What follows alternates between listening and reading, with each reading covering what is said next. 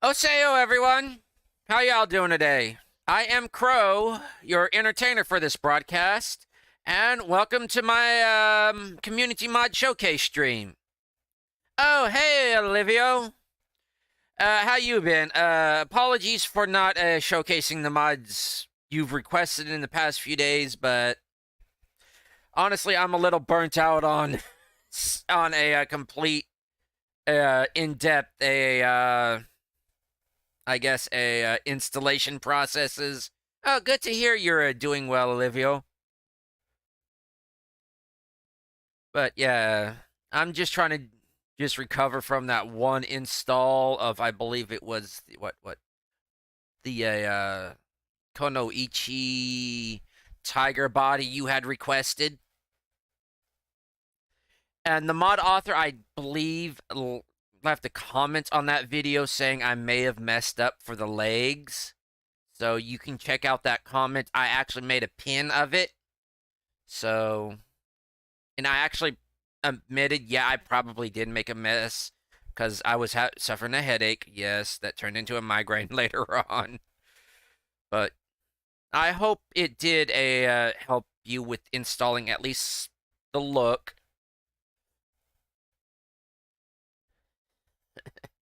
But anyways, welcome to the stream, everyone. Before we really get into everything, I should give you a few warnings and tell you how this all works. This stream, this series that it has become, is where I help you to where I pick one mod and dedicate maybe 1 to 2 hours to showing you how to install it. I have gone from just showing you how to manually install them, the previous ones, but from now on, I'm going to show you how to install them using Vortex, because mostly that's what you're going to be using for this, for Cyberpunk 2077, and I'm going to be showing you how to manually install these mods using just straight up the manual method, how people have been doing it since mods have been around. If a well, before even that, if you notice anything with the stream, I apologize. Come on, Stormcrow, fix yourself. I have upped the bit rate so we could at least get like 1080p at 60 frames a second. So, having fiddled around with the audio. How do you, beyond me just picking mods, you the gaming community, can suggest mods for me to look at. I will get to them eventually, but there are some mods that I want to just showcase and review and display and have opinions on that I want to showcase as well. I said I wasn't going to do that, but things have changed. There are 3 ways you can suggest these to me. 1, just join into my chat anytime I'm streaming, which is usually, for these showcases, it's between 12 p.m. noon Eastern Standard Time, that's American time, to whenever the stream ends. Usually right around 1 to 2 p.m. Eastern Standard Time. Can I try the Advanced V customization? Olivio asks. I thought I already tried that, but I'll definitely up that on the priority, as in we'll do that hopefully tomorrow, the day after, if nobody else has any problems.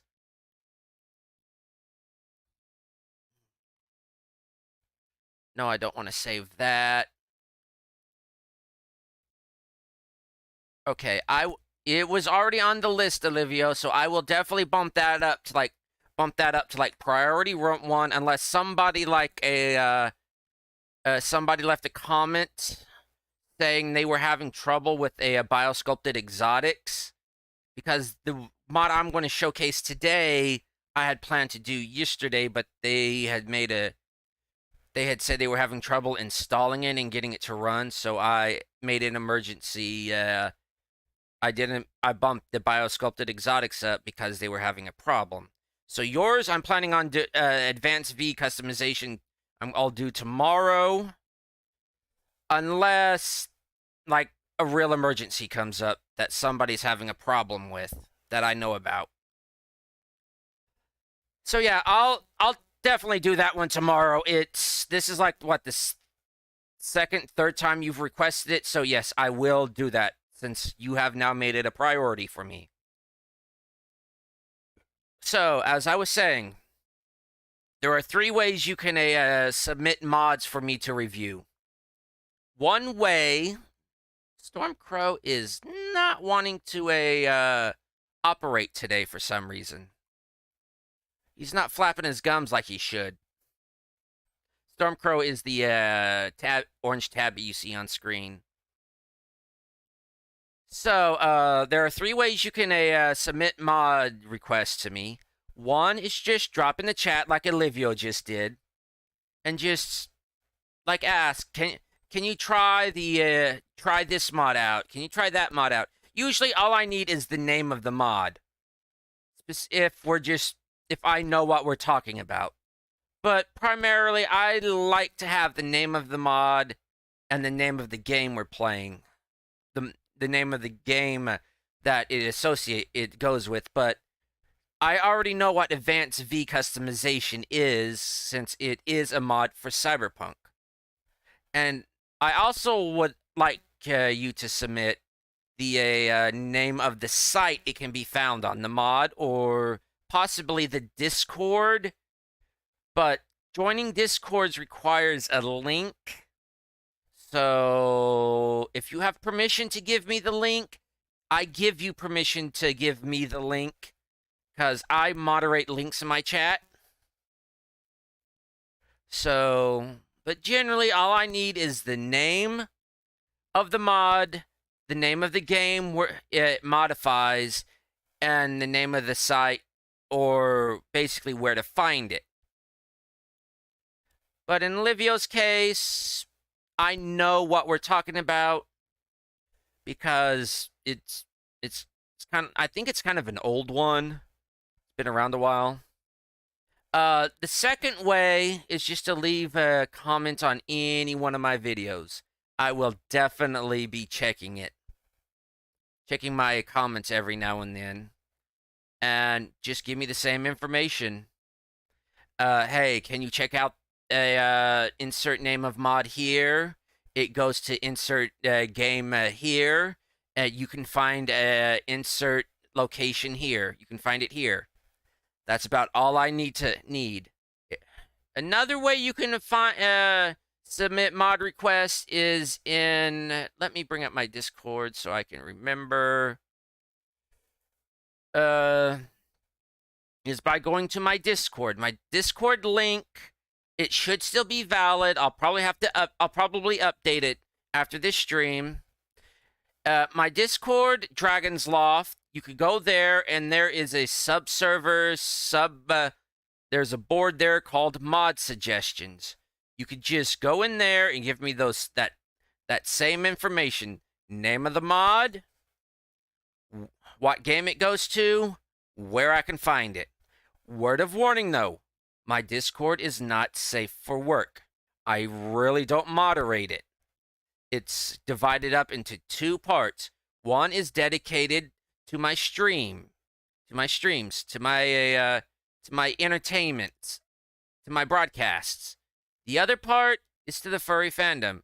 And even if you don't know anything about furries except for what you've heard in passing, the furry community is not safe for work. So leave it at that. If you try to get in contact with me on Twitter, I won't respond. I don't answer my messages. Twitter is just a place where I shitpost, where I say, hey, look at this art piece. Hey, look at this piece of news. Look at this jackass. I'm sorry for the language, but I don't really curse all that lot, but I kind of have a foul mouth. I apologize for that, but that's just me. I don't use much profanity, but I kind of have a little bit of offensive mouth. But anyways, that's the way you can submit mods to me. Now, to let y'all know, mods I will not review are those not safe for broadcasting on a platform such as YouTube. Now Twitch, since that thing is over with, didn't even last, what, 12 hours? 24 hours? Well, Rumble. No data. Odyssey. Basically, if you can't show it on a... if you cannot show it on YouTube, I will not... Well, actually, there are things on YouTube that they still keep up, but if you can't show it on Twitch, YouTube, Rumble, the major platform, the major streaming platforms, I will not review it. Just keep that in mind. I will not do anything from Lover's Lab. I will not do anything that involves Purient Nature. I will not review any, like for Biosculpted Exotics. I will not review their genitalia mods. I will not review body mods well, just purely nude body mods, unless I have some sort of way of covering up and making it safe for work. Yeah, and I've been error not receiving enough video because I'm talking about not safe for work. What I will not do, that's YouTube's slowing me down, so I will maintain and retain and stay within the terms of service. With that out of the way, y'all haven't noticed I'm a jabberjaw. I just love talking. With that out of the way, today's mod I am showing off is... Drumroll band? Oh, forgot to hire the band again. The PS-11A Plasma Gun. Just to let y'all know, I have opinions about this weapon that I have already made clear to the mod author, who actually contacted me yesterday and actually invited me to their private Discord. Apparently, they actually liked how I was negative about it. Not that... Oh, I'm sorry, we're in the void. Oh no, echo, echo, echo! Get out of the void. Stormcrow, you like being in the void too much.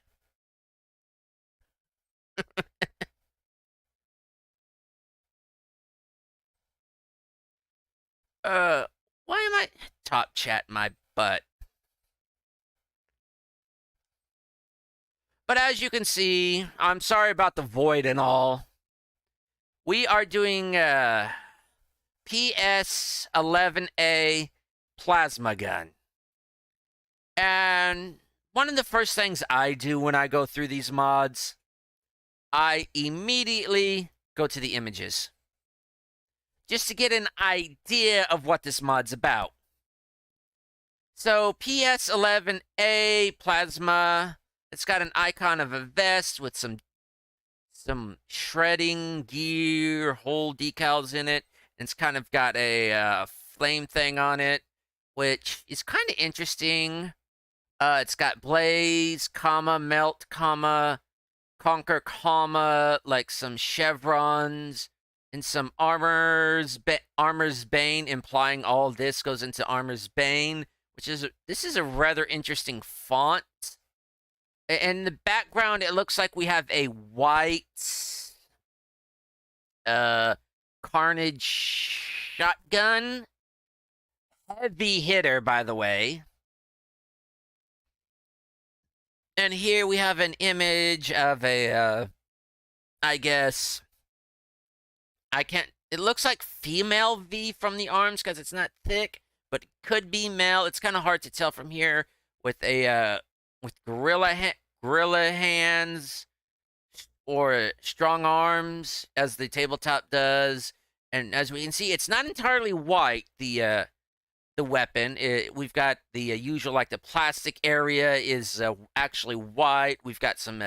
We've got looks like a pill decal along with an SPC decal, which SPC. We've got like a barcode towards the is this the I think this is the receiver here. The is this the safety? I would imagine this is the safety. The safety is kind of metallic maroon, and the rest of it's kind of gunmetal metallic black.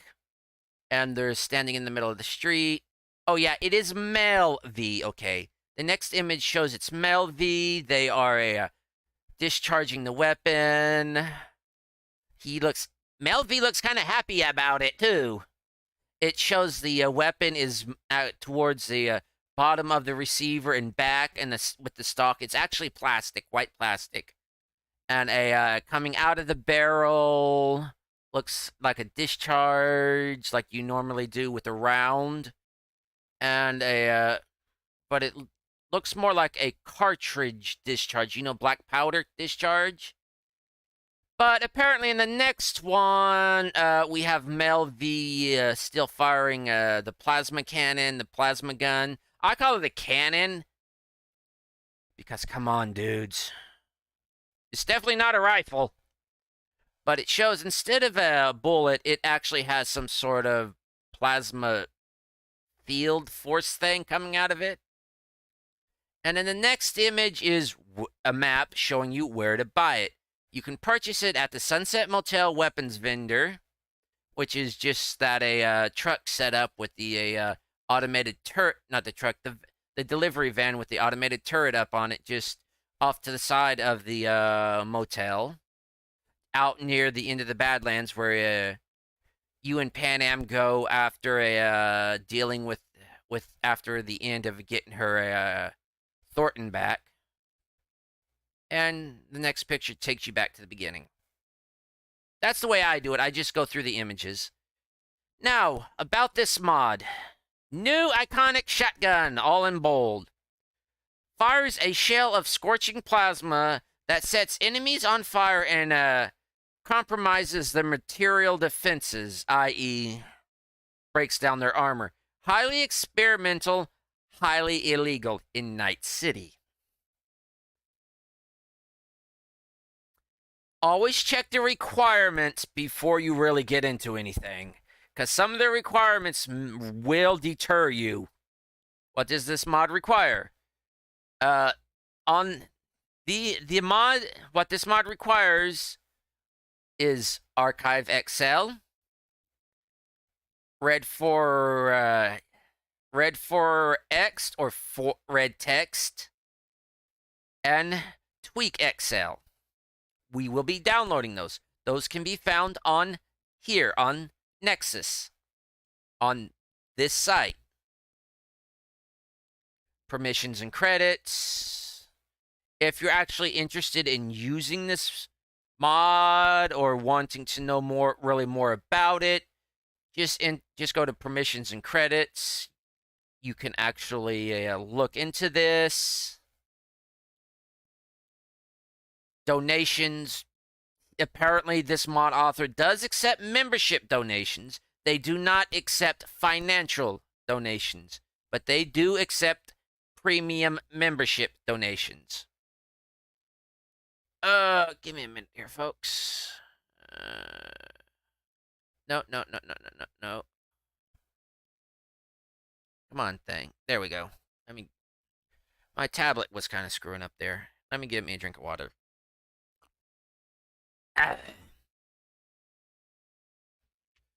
So, beyond that, this blurb here. Prototype of a portable plasma shooter. Unwieldy to handle, single charge chamber, Slow-moving projectile, absolutely devastating. I would agree with all that right there. I would agree with all this. That statement, those statements, I totally agree with. Enemies hit will be set on fire and their armor value will be drastically reduced. Yes, I agree with that statement. Your key for the lock, your key, which is the carnage, for the lock, which in my opinion, that is heavily armored enemies, comes in the shape of carnage. Actually, that is actually a pretty good tagline. It doesn't have to contend with pellet spread.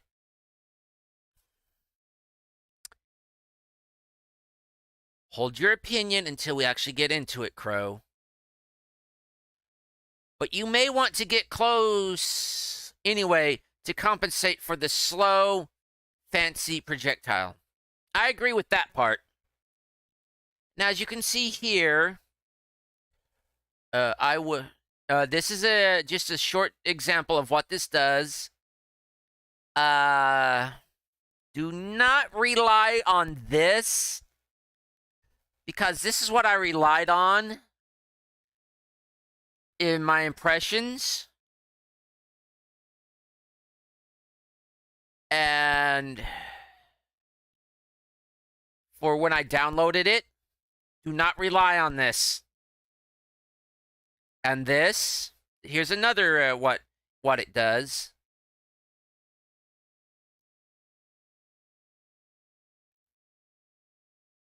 It looks like a continuous, but this is actually a loop.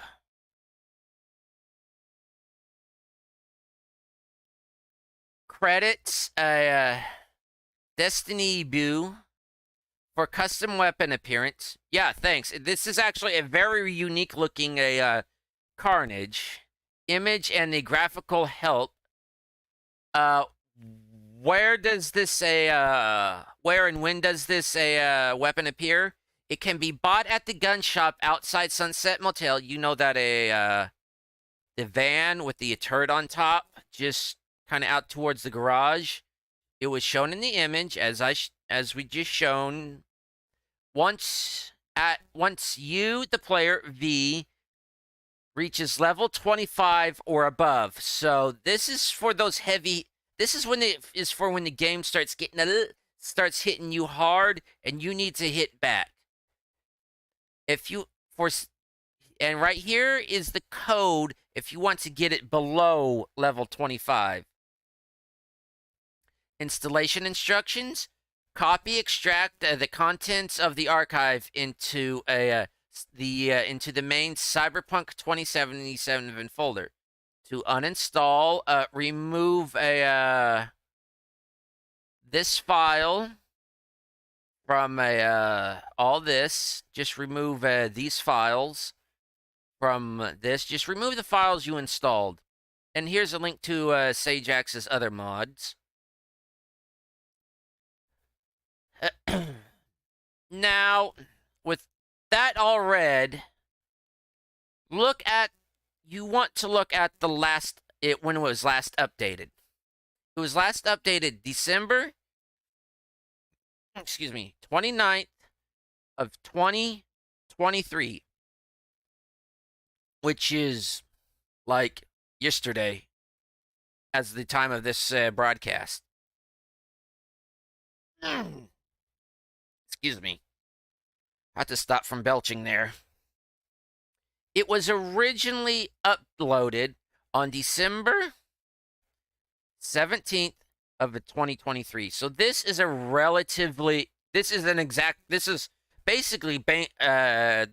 basically new, a new weapon, which I'm going to keep my opinions until we start using this thing. I tend to jump the gun on these things. I have opinions about this weapon. So, we have read the description. Let's go to the post section. As you can see, here's my opinion, which you could just go to the post section and read. I'm not going to show that much of it, because I'm going to try to form a second opinion of this weapon. Maybe a third, because I've been testing it out since I wrote that initial opinion. Because I only dedicated, 10, 15 minutes to it? Anyways, for the sticky right here, Cyjax has written, the iconic mod of this new weapon, dismantling target armor during its burning, does not diminish the utility of the body perk Dread. It enhances it. Because the perk is falsely advertising, its code actually does nothing about enemy armor and simply adds a flat 1.15 multiplier to the damage the afflicted receives.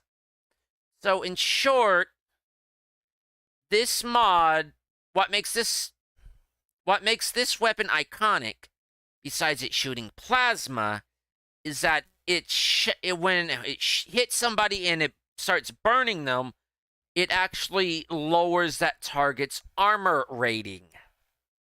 It just eats away at its armor.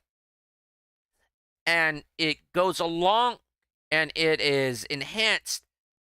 That ability is enhanced by the Dread perk in the body attribute tree.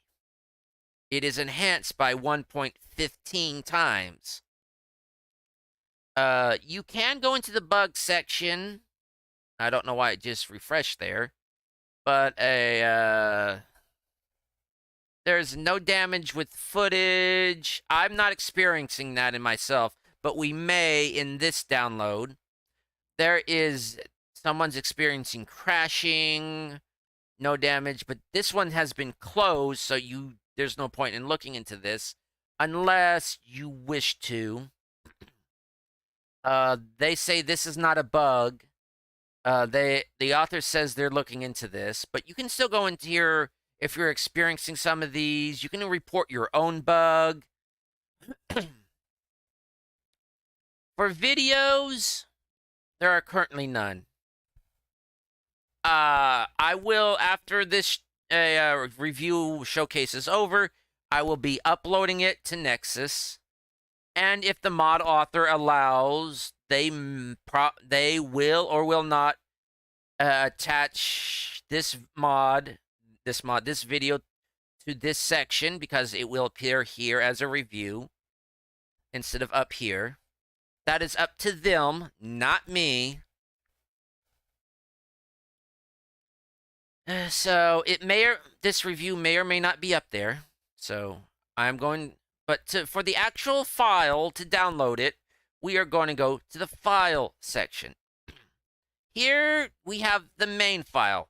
This right here is this subsection right here is just the gun itself. It's all you need. This right here is totally optional. If you don't want this, you don't have to use it. This right here has come about, I believe, because of myself and a few others complaining, commenting, wishing that the iconics, that the plasma gun does not have a mod slot where we can equip our mods, such as a PAX, which makes the mod do non-lethal damage, or does extra damage, or there's another mod that we can install. It's a different type of mod, which I will show off, which does extra damage to, like, bosses. It does not have that capability like with every other iconic in the base game. It does not have those. Unlike, say, like the commons and the rares, which do. This file makes a the plasma gun, which I like to actually call a cannon, makes this compatible with this mod. Unlock me a slot, which I will go ahead and go to. This file makes this weapon compatible with this mod. So in short, I guess we're showcasing 2 mods today, but I feel it would not be fair if I only showed part of the mod, which is just the weapon, and not basically what it fully offers, as such as the additional stuff. So we'll get to. So I guess we're breaking this down into 2 parts. So to download the gun itself, not the optional stuff. We were saving this optional for later. To download the gun itself, with a mod manager, either Vortex, which I will be using Vortex, or by using a mod organizer 2 or any other ones you're using, doesn't matter. You come over here and you click mod manager download. And this reminds us we need to install these. This window popped up. We totally forgot to download these, so we need to download these. Excuse me. So I will bring up this menu. For me, it's right-click. And I will open a new tab. So we need to download this. And to do everything, I will just... The same thing goes for everything else. You could just download with Mod Manager or manually install. For right now, I'm just going to do it with Mod Manager. I'm going to download with Mod... No, not with Mod Manager. Not with Mod Manager. Give me a minute, folks. I'm going to open up Vortex right now, and I need to switch profiles.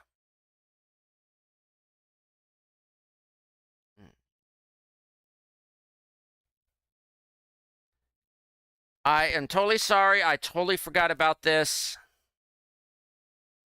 I need to switch profiles. As you see, I've got my Konawa Hurricane one, which I am using for my own personal thing. Red mod, go, deployment, mods. Yes, here we go.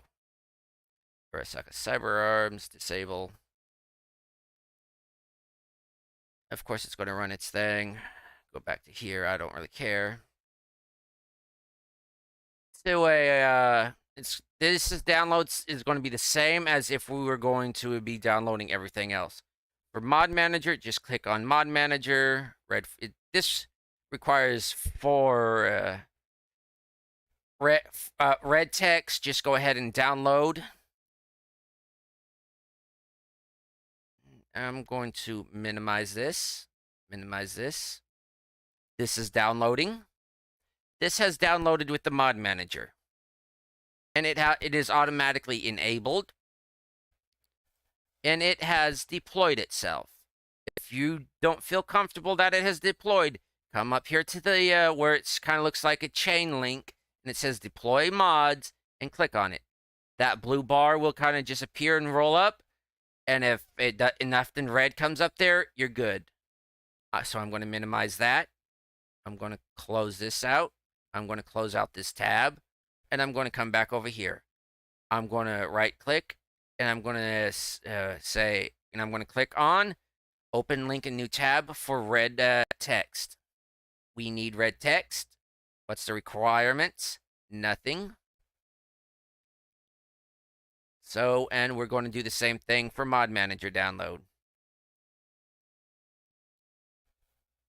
And as you can see there,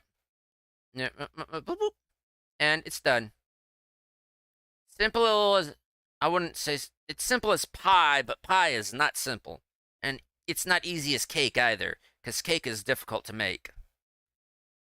And we need Tweak XL, so we're going to open it up again in a new tab. Go over to Files, or better yet, look at the requirements. These two, Archive XL and Tweak XL, required Red 4X. So, Files, Mod Manager, and Download. And zoop, boom. It is right in. They have downloaded directly into the Mod Manager, into Vortex. So, I'm going to close that out. I'm going to close that out again. Just to reinforce. To download with Mod Manager, the gun itself, not the options, not the compatibility mod. Just click with Mod Manager to download with Mod Manager. It reminds us again that we need to download these. We just did that. So click on Download. And the mod is downloading. It just downloaded. It's deployed.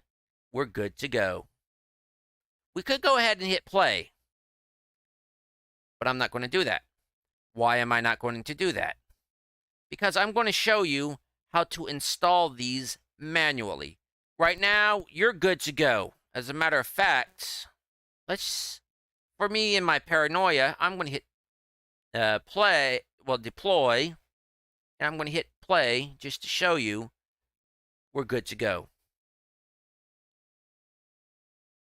Well, this is GOG, and I play on GOG, so everything should be good to go.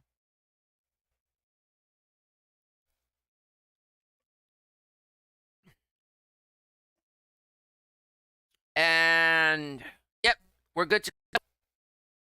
There was no error that popped up, no window telling me red mod had crashed. No mod. Should be good to go. And if you not sure, you can keep on going further in, look for the mod what the mod changed or did.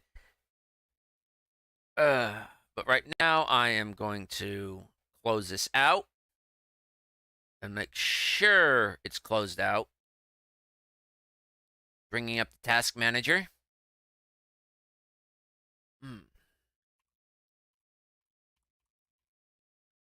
Just make sure Cyberpunk has actually closed in task.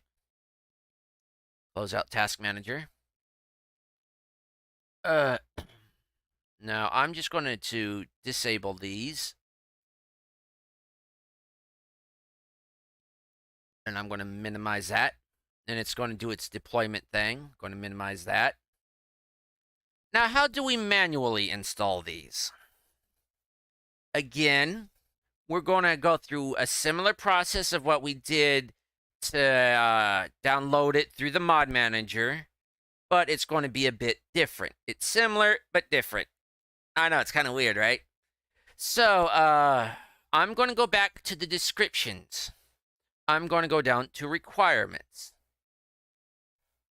We know all the Archive XL and Tweak XL requires Red 4X. So right now, I am going to download Red 4X. Why? With manual download, what you install first is basically your load order. Install order is load order for most of the time. Unless the game does on a naming conventions, which Cyberpunk does. So what you download here really doesn't matter unless there is some sort of conflict, which you may have to resolve. So we want to download red text because we know Archive XL and Tweak XL depend on red text to work. So we're going to open that up in a new tab, or you could just click on this and it'll take you there. I don't like doing that because I'm very forgetful, and we'll probably close that tab out. So I did it pretty quickly previously, but all you really need to know about red text is it works similar to the script extenders of Fallout 4, Fallout 3, Skyrim. It doesn't require anything. So we're going to go over to files. You can still read the posts and all, but excuse me. What we want to do is go to manual download here and click on it. Now this pops up. Some people say save it to the desktop.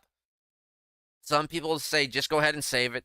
I say save it, save this file, and anything else you're going to save it to where you best remember it. If it's a desktop, it's the desktop.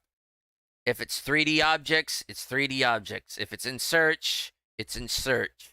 If it's in OneDrive, it's in OneDrive. Just save it to where you will remember saving it to. For me, I'm going to save it to the downloads.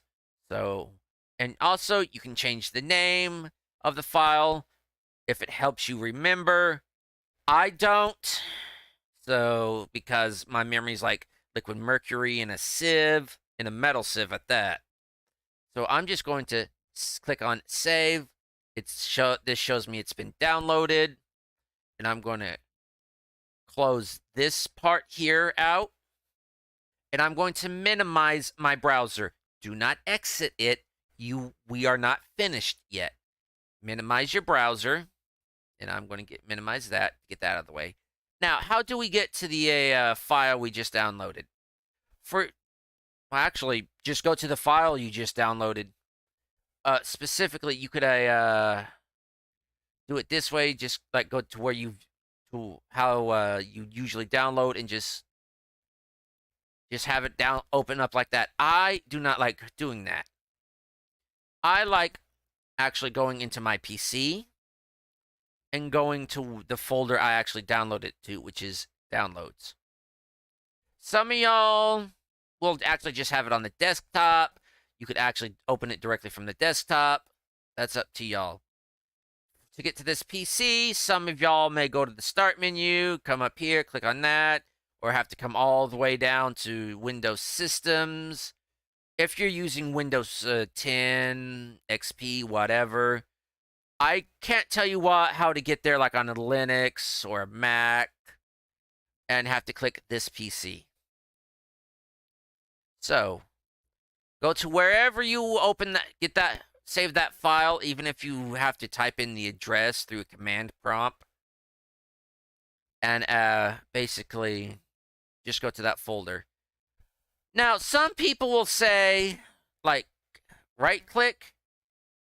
No, before I say this, don't do what I'm about to say. Some people will say, go here and click on Extract All.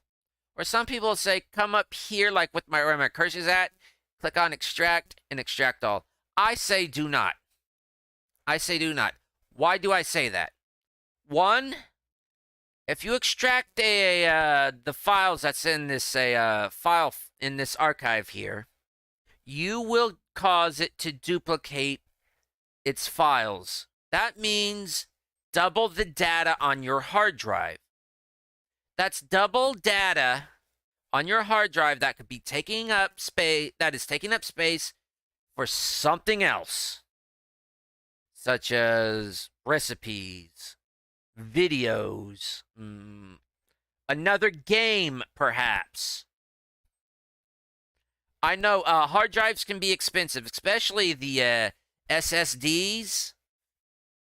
Because I built my computer's custom. I built it myself, and damn,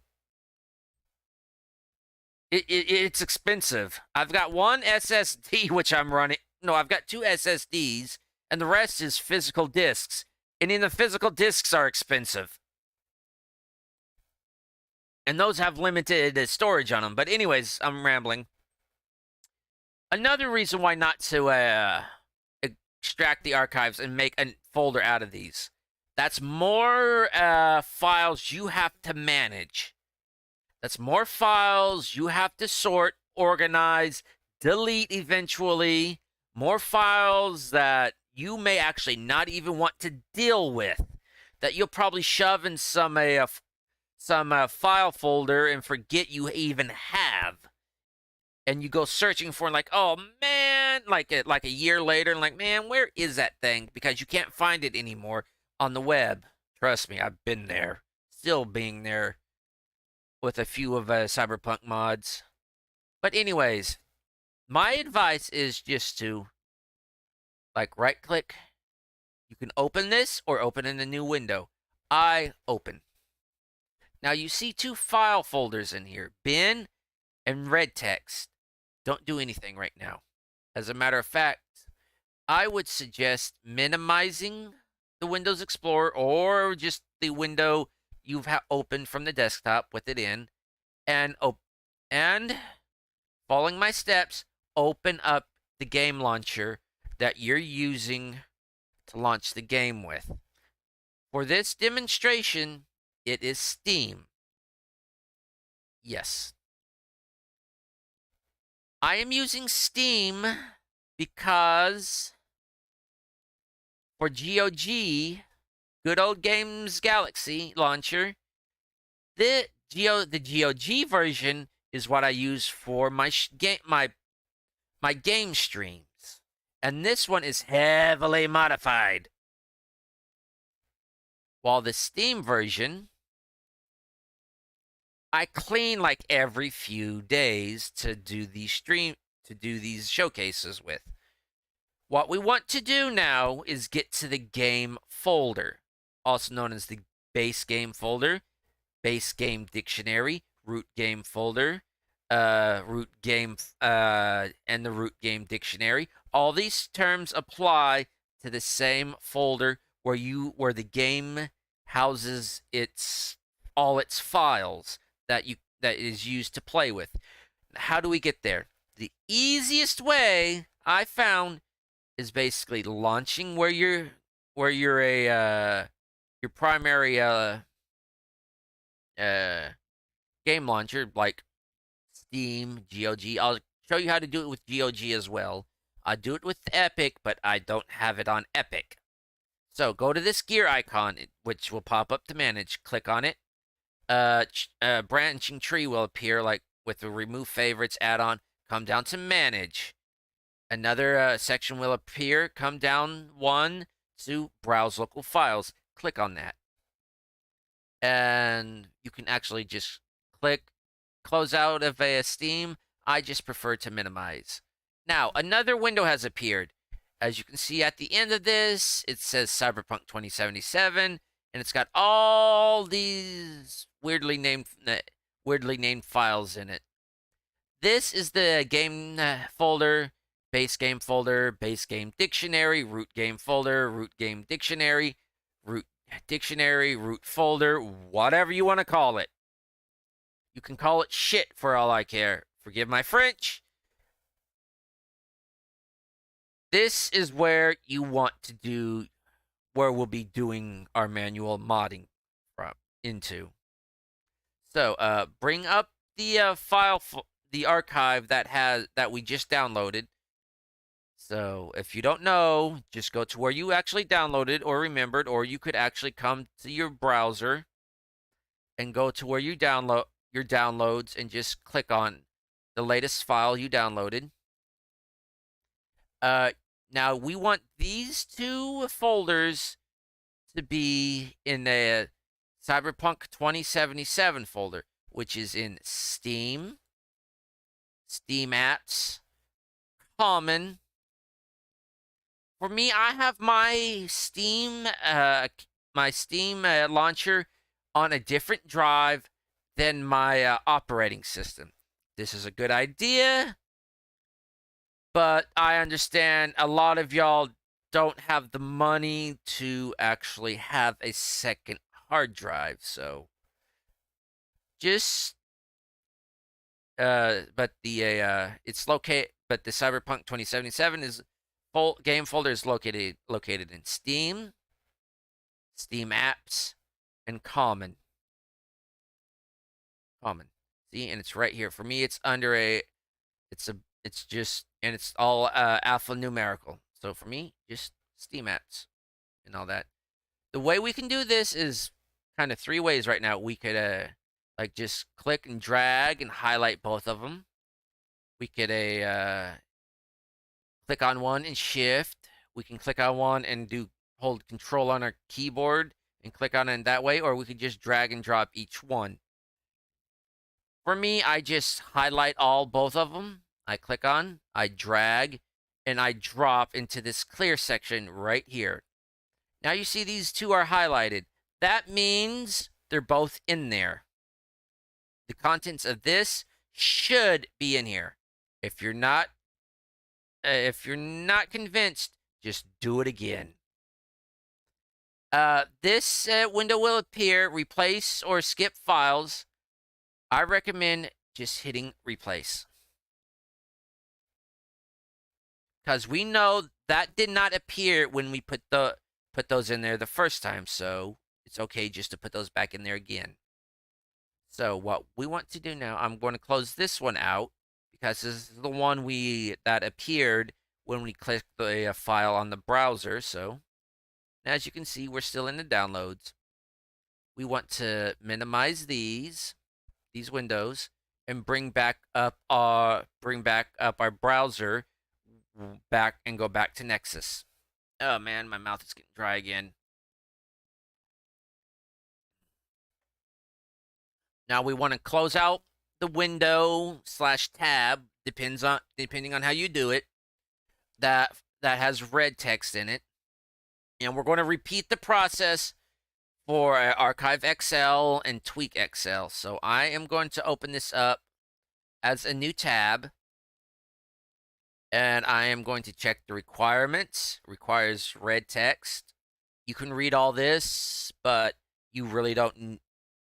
Maybe except for the compatibility and the instructions. But I am showing you how to install these, so for manual installation, you click on the button that says manual download. It will show you what mods this requires. It requires a red text. Disregard this because this is for if you have a membership, which I do. Just click on download, right? That download button right here. The save as comes up. Save it to wherever you will remember saving it to. For me, it's the downloads. I'm going to save it there. It has downloaded, as we can see. And I am going to minimize. This is my process. Now I'm going to go bring up Windows Explorer, the downloads folder, and the Cyberpunk 2077 game folder.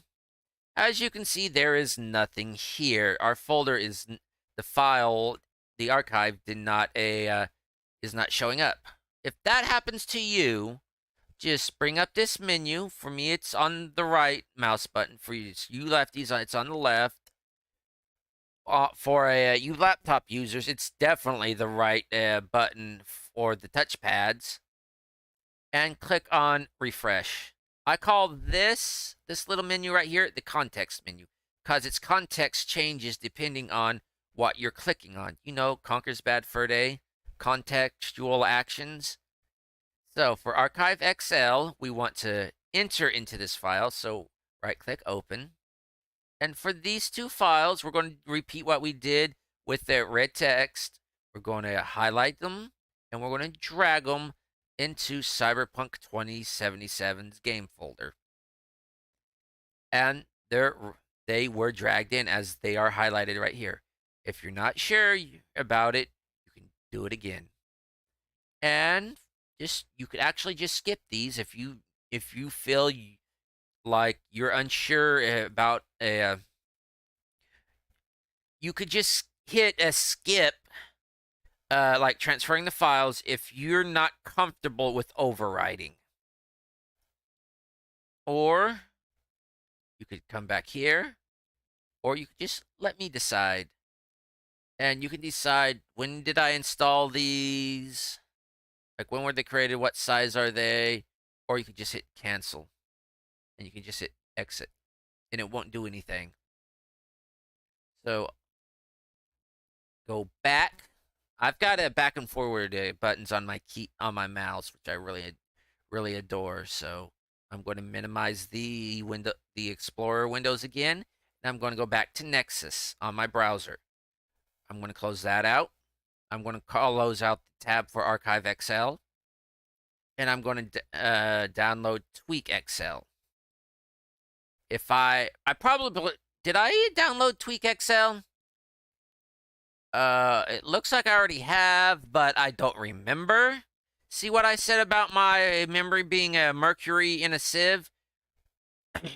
We're going to download it again. So we're going to go to manual download. It's saying needs read that, and we're going to download. It already says 1. Oh well. No, apparently I did not, because it shows crowd density. That's my personal game. But a red and a archive is here, so we did not download that. So save the Tweak XL to wherever you want and wherever you'll remember. For me, it's the downloads. I'm gonna go save it, and I'm gonna close that out.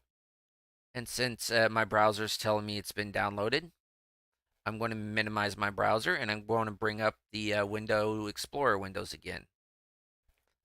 Actually, I'm going to move this down so you can see a little bit better what I'm doing to make sure that I'm still in Cyberpunk 2077's file folder and everything. And again, Tweak's not appearing, so we're going to bring up the context menu, and I'm going to hit refresh. Tweak XL has appeared. We are going to open it. I'm going to highlight both of these file folders, and I'm going to drag and drop. Not sure what you just did. If they're actually in there, just drag and drop. And for me, I'm just going to replace. So I'm going to go back into my downloads folder. I'm going to minimize a Windows Explorer, and I'm going to bring up my browser again. Complex steps, I know. No, my lips are getting chapped. But I can't stand having a lip balm on them. Now, I'm going to close out Tweak XL. So, we've downloaded Archive XL, Red Text, and Tweak XL. Now, for the Plasma Gun itself. So, to manually download the Plasma Gun, we want to click on Manual Download. Every time you're going to manually download something, you want to click on the button Manual Download. Every time you want to download something with a mod manager, click on Mod Manager Download. For us, we're going to click on the button Manual Download. And of course, it's telling us this mod relies on these mods, which we have already downloaded. So we're just going to click on the download button. The save window has appeared, and save the Plasma Gun archive to wherever you'll remember. For me, it's the downloads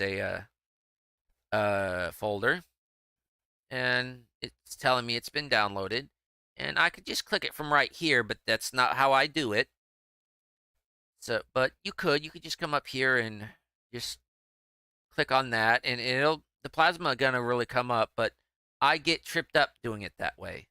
So I'm going to minimize the browser, and I'm going to bring up Explorer. And of course, the Plasma Gun's not there, so I'm going to hit refresh. The Plasma Gun appeared. I am going to open it. The archive, as you see, we have an archive PC mod. Good. This mod author set this mod up correctly. Sometimes mod authors will add an S to the end of this, making it plural. No. Sometimes older mods will have in place a mod, they will have this file right here, this one right here named patch. If they have that, rename it to mod. Having this folder right here named patch was the old way of doing it. You want it to be labeled mod. So we're going to go back to the Plasma Gun, just where we entered.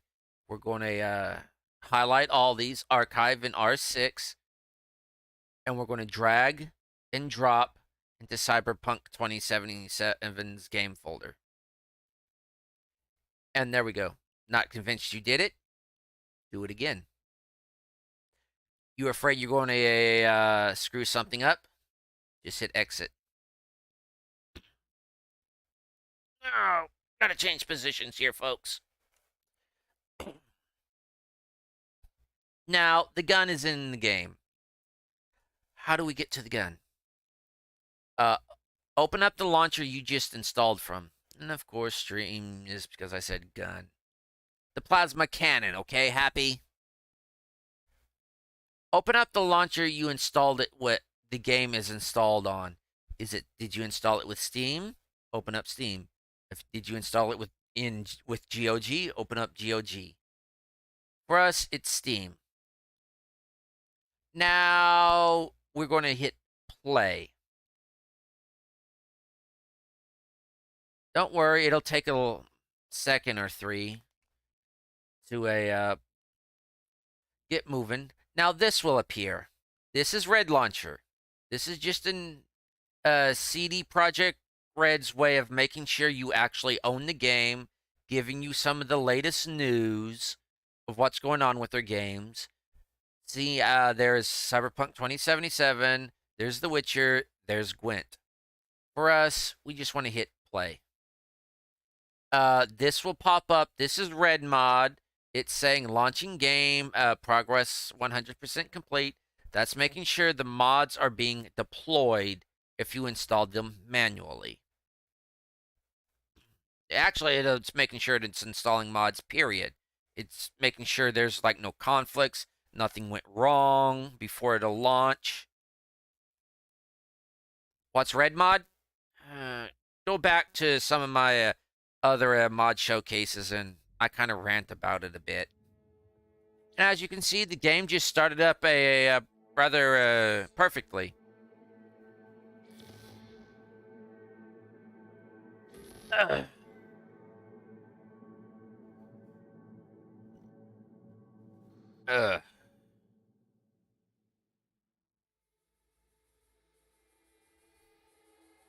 I think I'm going to skip this. Now, since we're not doing anything with the settings, because we got mods, we still got the improved headlight mod installed from the other showcase. So, let's load up a game, shall we? Let's load up a save. So, let's go to, say...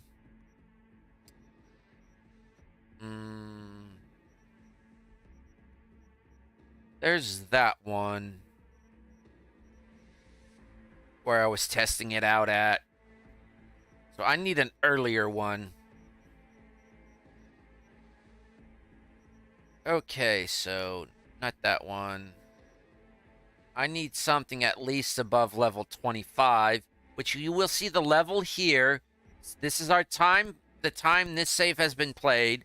Our life path, the V's level, and where it was saved. So I need the level 60, level 60 Ghost Town, that's Pan Am. Yeah, I'll just do this one. Hey,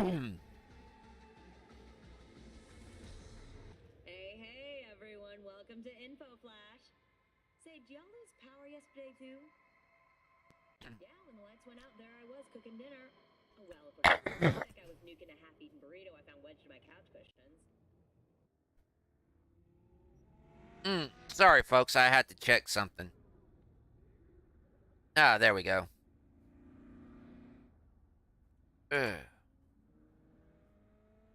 So, this save has our main character, which I think we should... I was going to say you should put some clothes on, but we've already got clothes on. Much better. Just has our character in one of these big old cargo haulers. And where we want to go to get the plasma cannon is not to Takamura. We want to go not out here, because this is more... there. We want to come over here. And I'll just set the waypoint to here. You could actually just fast travel to it if you've already been there, I think. Don't quote me on it.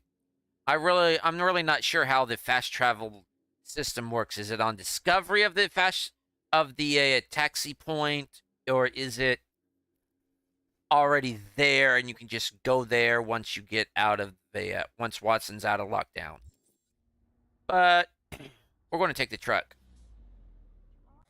And I think we need the sound up a bit.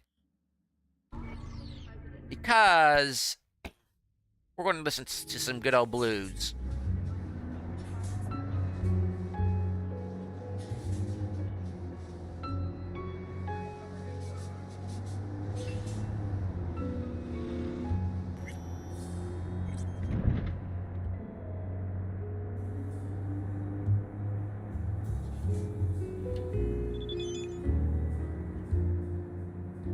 Yeah, not answering that. Remember, the cannon we're going for is... Oh, great. All units, we have a situation in Westbrook. Please respond. Dispatch. I swear to Christ, if it's Uridine again... Yeah, good luck getting me in this one. The weapon we are looking for is out in the Badlands, remember? Of course, they're going to try to stop me. Been located. Details have been sent. And I have no way of paying this bounty off.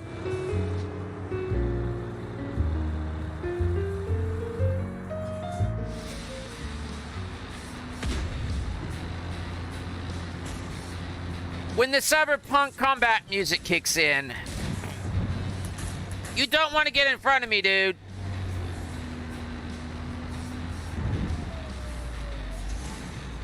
Mortal Kombat!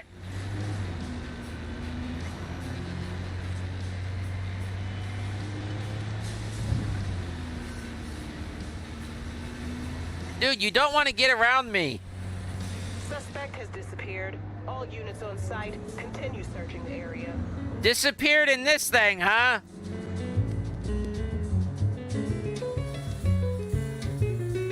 Uh-oh. I was going to say, I'm going to be spotted again. Code 0. I repeat, code 0 in this area. All units resume normal duties. They just say, nah. Well, anyways, we're going off to get go get the cannon. And a big old cargo hauler.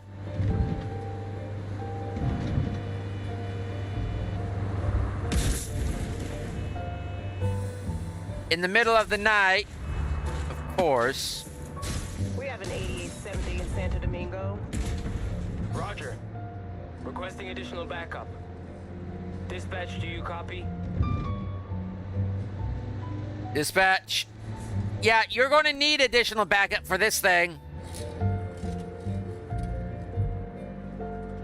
Suspect's vehicle has been located. Details have been sent. Wonder if they come out to the Badlands. All units be advised. Suspect remains in the vicinity.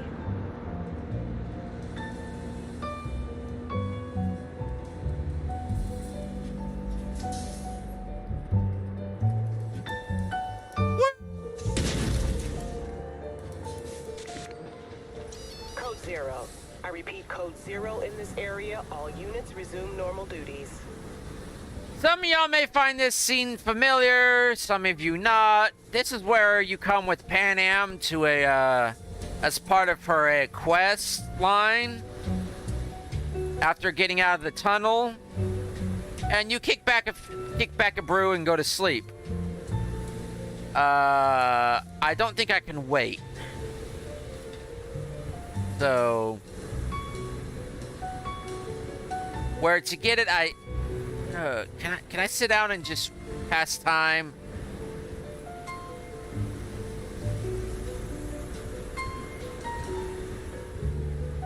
What's the control to a Where's key bindings? Exploring combat. Toggle crouch. Next. Aim. What do you use to just wait?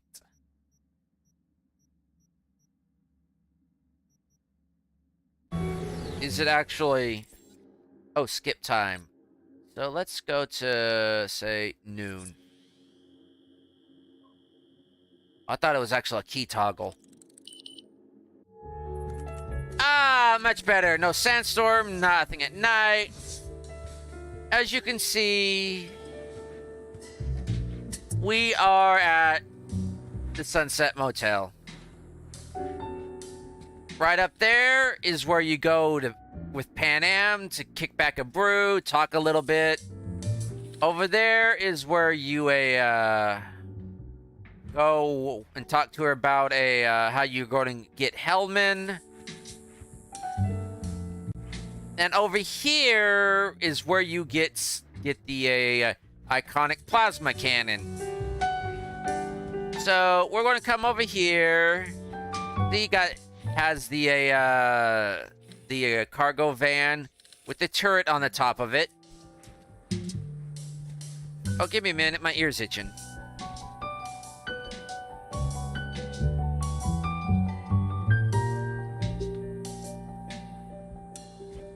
So we want to talk to this woman or this lady, this dude. Yeah, this dude, because dude is the Americanized version of mate. So, and to find it, you have to be at least level 25. Our character is currently level 60. And we just want to purchase it. For me, at my level, with my street cred, this character's street cred, it costs about 96,000 eddies, give or take 99,000 eddies. 99k, just about. And as you can see, its attack is slow, its damage is high, reload is, effective range is low, weapon handling is,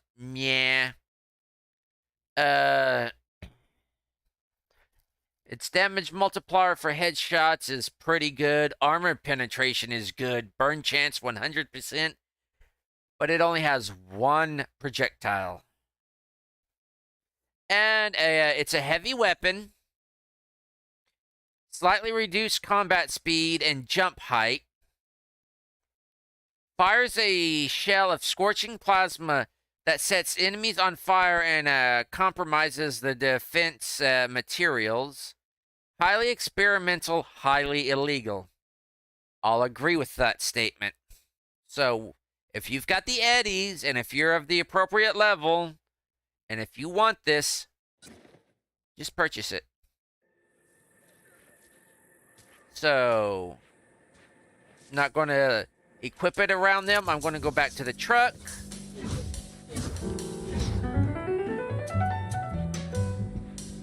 And about right here, I'm going to enter character menu, my inventory. I'm going to come over here, and I'm going to equip the PS-11A Plasma Gun, which I like to call a cannon. Because it hits like a mother... It hits like your mother's guilt on your conscience. And just equip it to whatever, and... As you see... Actually, let's... I'm turning that off. No Pan Am. As you can see, it looks like another Carnage. It's not another Carnage, though. The way you can think of this weapon is, it's experimental. It's an experimental weapons platform. They gutted a Carnage and put the guts and miniaturized the plasma cannon of the Minotaur, not the Minotaur, of the Centaur into it. They gutted the carnage, miniaturized the primary cannon of the Centaur, and put it into the shell of the carnage for short bursts combat. Now, I could start shooting it here. I'm not going to. While this may be an appropriate place just to fire a few rounds, I like to start my tests off of a weapon at the Little China gun range. Let's just turn this off for right now. It's difficult to hear myself think, so I am going to go over to the Little China gun range. To the Kabuki gun range. So we want, where's that circle at? We want to come over here. As a matter of fact, I'm not even going to drive there. I'm going to call a combat cab.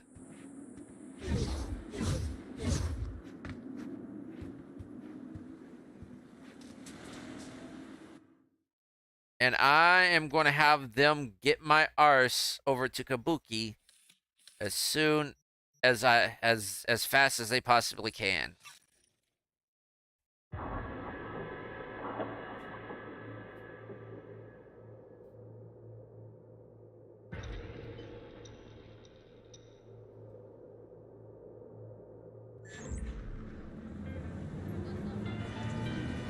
Oh, itch.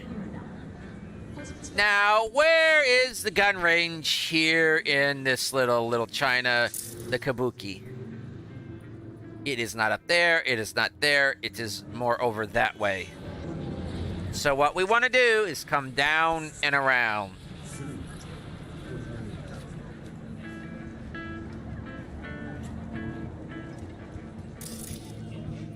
See, we've got sellers.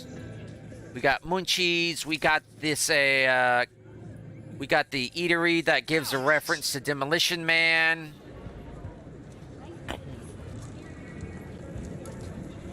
Now, as you can see, the gun shop is just right over there. The firing range is below the gun shop, which is actually a good idea until you start testing out tech weapons.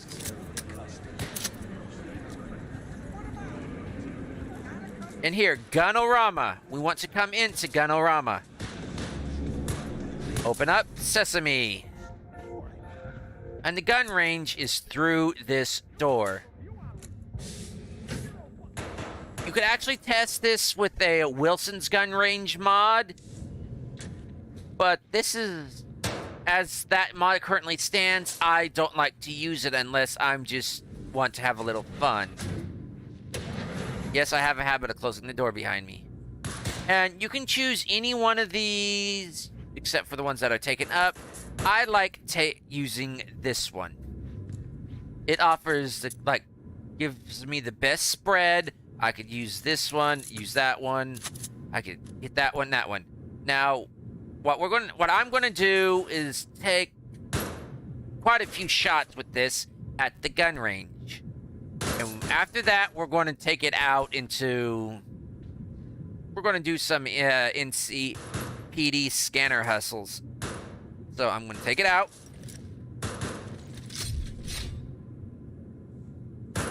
And I'm just going to hip fire this. So about probably 10 shots per excuse me. 10 shots per target. Try to aim at the center of the target. And I'm going to do that for hip fire and for aiming down sights.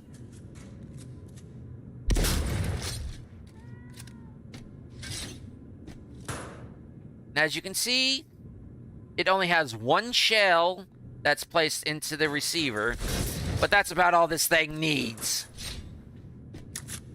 Weapon handling on your augments on your cyberware will help.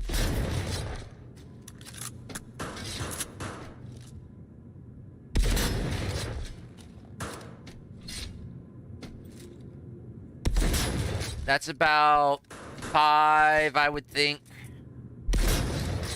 6. 7. As you can see, it's actually done. Goes around. 7. 8.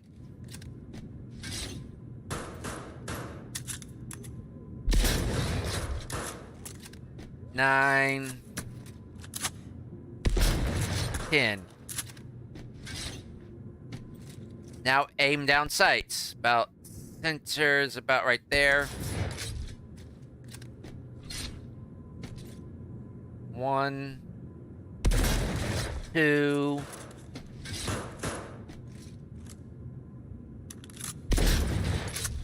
3, 4,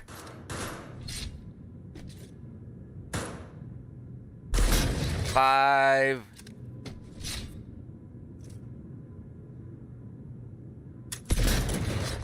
6,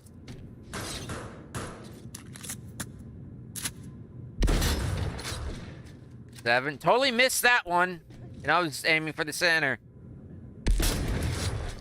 8. 9. 10. Those last two curved off to the side for some reason. Now the more closer one. Try to aim for the center.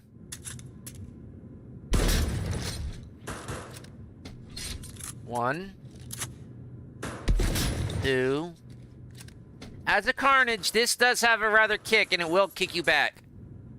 3.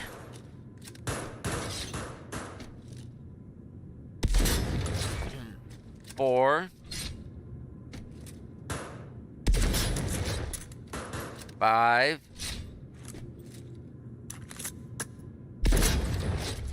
6. 7. 8.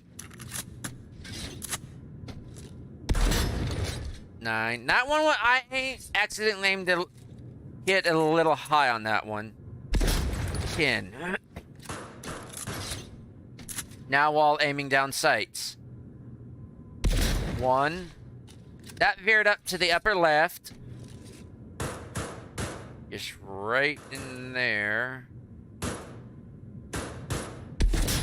2. I'll accept that one.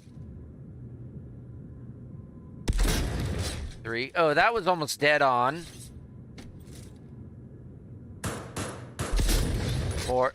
That went down and completely missed. Okay, so the sin is about right there. 5. Yeah, and every time you back up to a certain point, the weapons automatically are holstered and you cannot bring them out anymore because this is a gun range. I think that was 6, that last one there. As you can see, it's still burning. This stuff is hot, hot, hot. 7. That went wide on the right. And don't worry about kind of like with the explosions. I actually have the micro generator installed, which is great for when, like, with weapons like this or shotguns. Which, as you can read, reloading an empty weapon causes the next shot to release an electroshock that deals up to 250 electrical damage. This is tier 5++ to the enemies near the point of impact. Electroshock damage increases with the number of bullets reloaded, max 5. This is a great one if you're doing shotguns. And I do shotguns. Okay, I think I was up to 7. 8. I'll accept that one. 9. That went a little low in my opinion. 10. Okay. Now for this one right here. 1.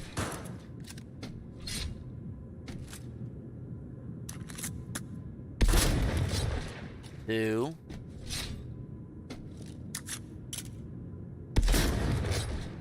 3.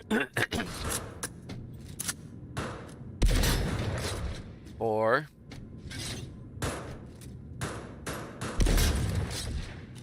5.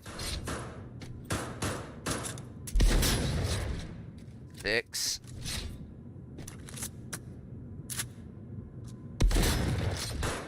7.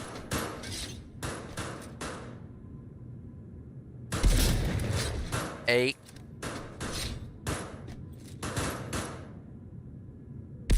9.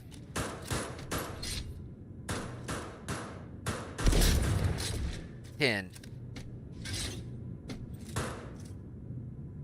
Now just aim for right in there. That went low. 1. That went low as well at that distance. 1. 2. That still went low, but to the right. So aim for the center. 3. That went high left. 4. Low left. 5. That went low, but it still hit. 6. That went wide right. 7.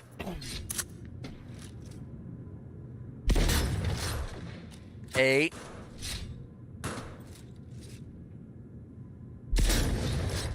9. 10.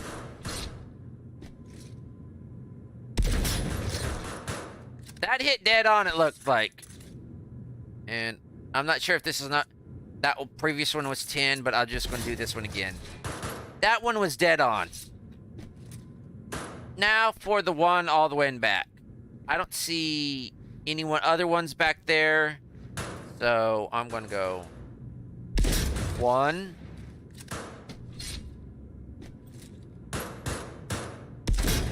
2.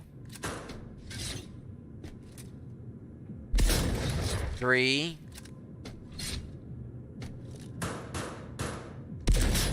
4. 5.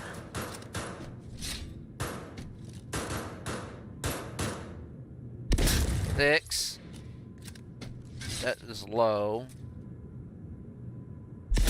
7.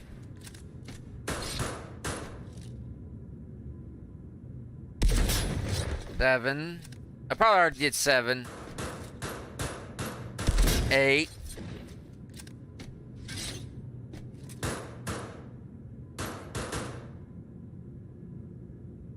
'Right in there, I think. 9. Whoops, a little higher. 10. That's when there's a rotten egg. 1. That definitely went low. 2. That went far right.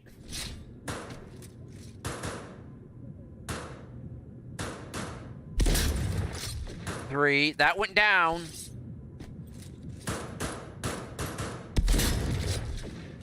'I think that's 4. Went down right, but that still kind of hit. As you can see, I kind of got a little wobble, but enough for where I myself can compensate. Ooh, hit. That was 5.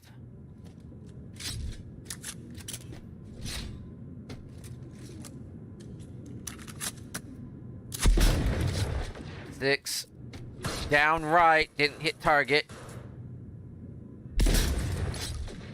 7. Down right. Down left, but I still hit target. I think this is number 8. Gray left, probably down. That is, I'll let that clear up a bit. There we go. 9 and 10.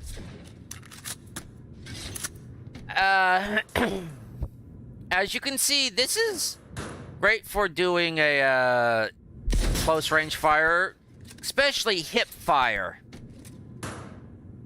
This is a great weapon for close range, which close range I identify as from here to here. Medium range would be to there. Would be to back there. Long range is from there to further out. But close range for me for a for a firefight is from basically right into my face, which I'm going to switch to a melee weapon in that case, but it's from basically there to about there. And this does great hip fire.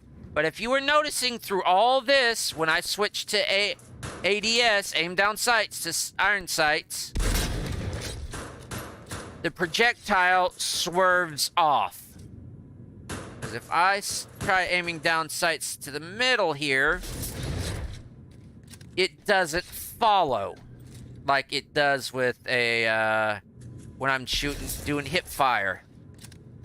Now, hip fire is great, but I don't play with hip fire. And that kind of makes this a little bit unreliable.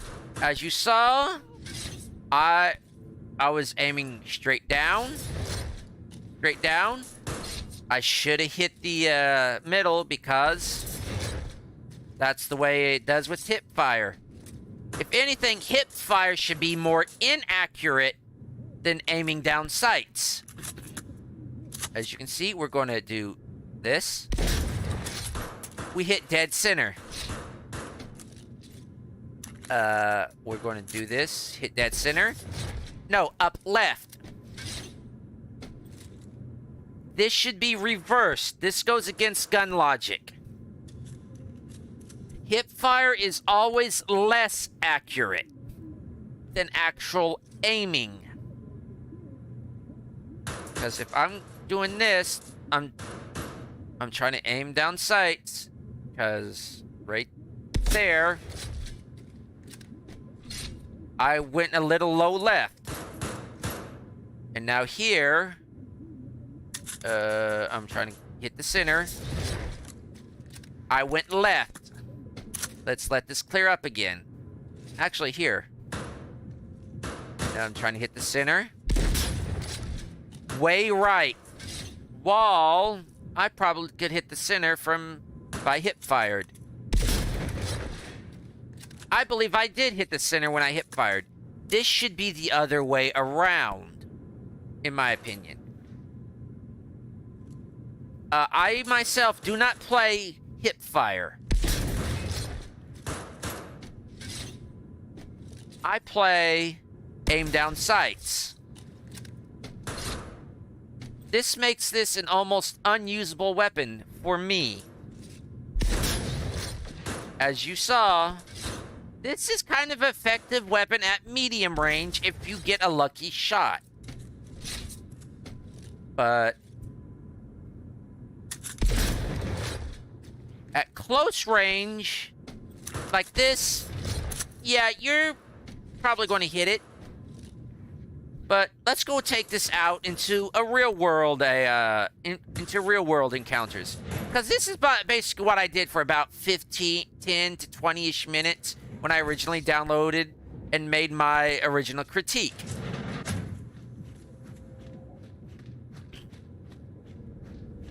So let's come up here. See if we can't buy some shells. We're gonna buy some new iron. Few dozen pounds. Well, be my fucking guest. Okay. Actually, I'll go ahead and purchase these as well.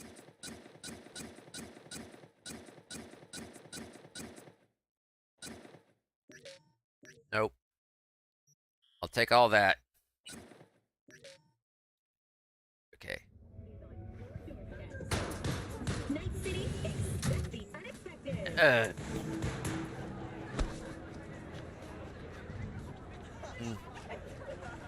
And I will call a bike. Not the Apollo. Let's call Kusanagi.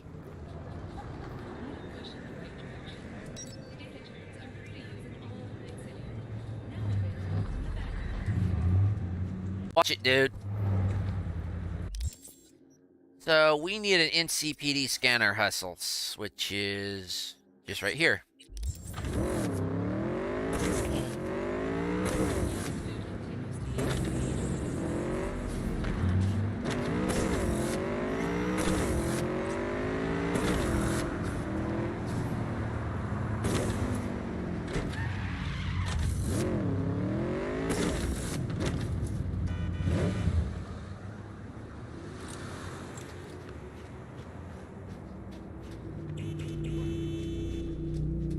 I could have come on in. Oh well.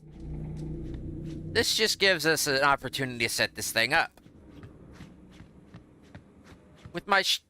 usually if I'm using a shotgun, which I don't have, which we can usually craft. Where's the shotgun? Which I'm usually using one of these.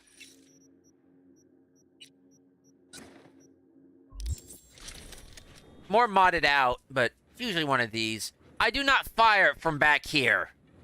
For me, this is about medium range, so let's test.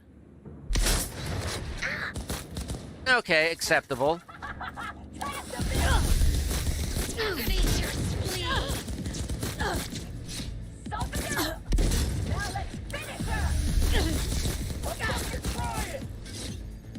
Ah, shit.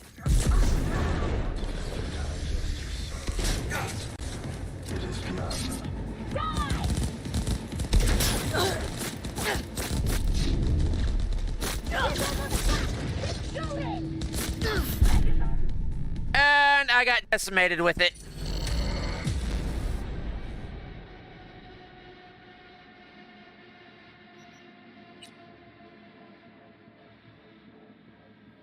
Let's try that again.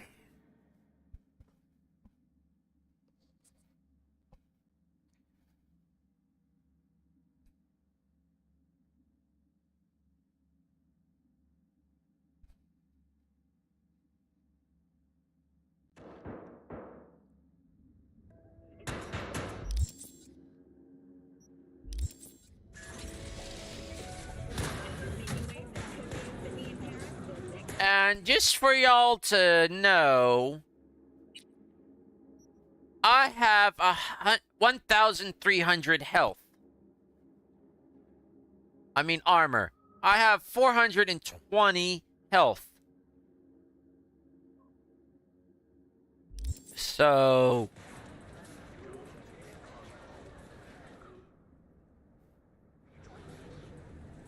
as for my cyberware... as you can see, it's pretty it's pretty getting up there.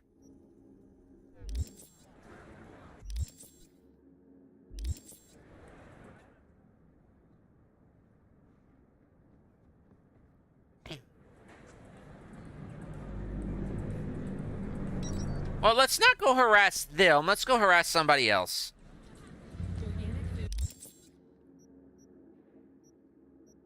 Let's go get these guys.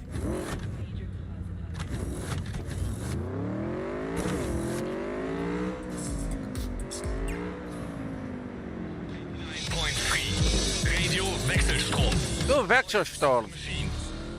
What is the machine?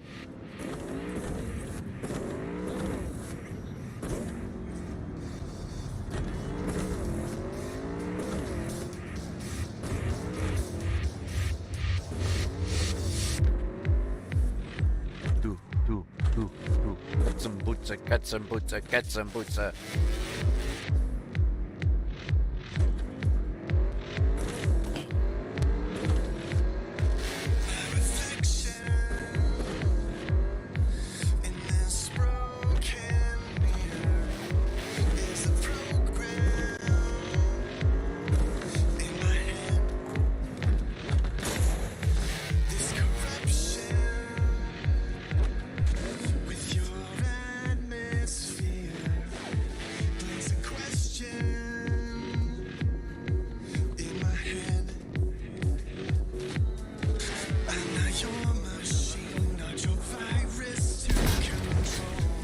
should have hit him at that angle.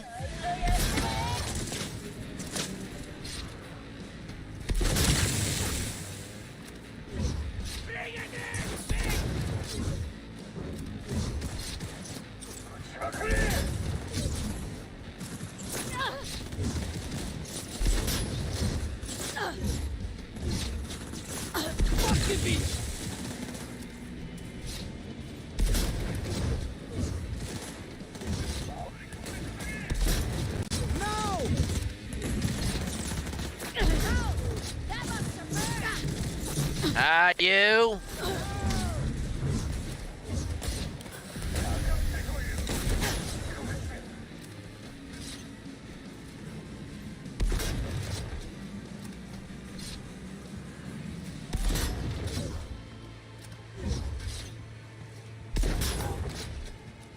Damn it, we got a net runner.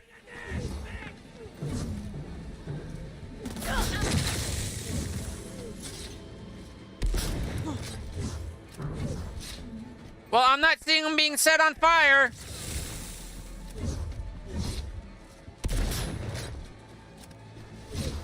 Fuck the beach!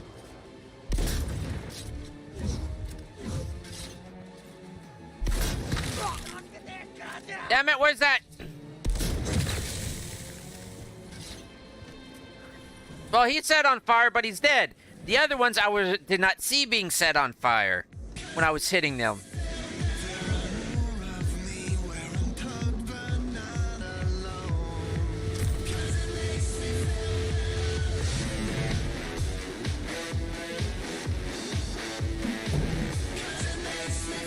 Get out of here.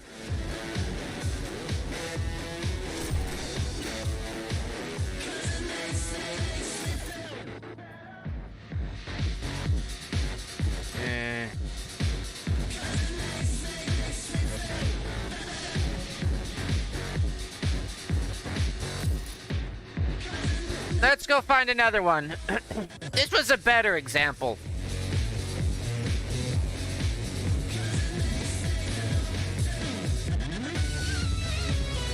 That was a successful example. Let's go over here.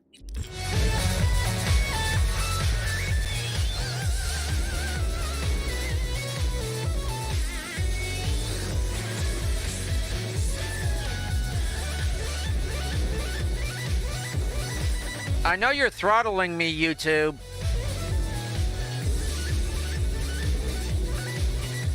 I am currently showcasing a mod here.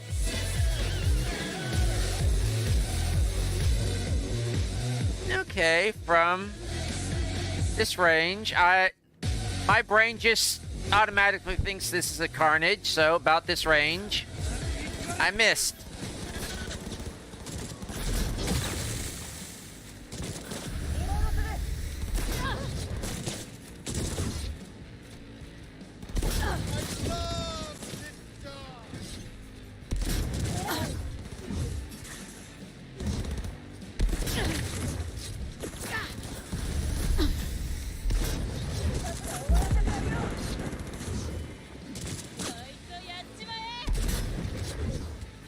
Well, I'm not seeing them being set on fire. And it said it would set them on fire. I'm not seeing them being set on fire.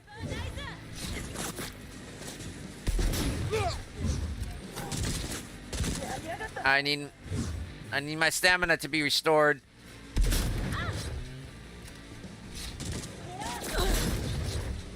And I'm not really experiencing their armor being depleted.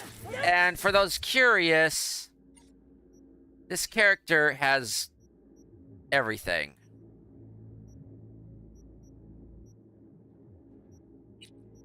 Well, not everything.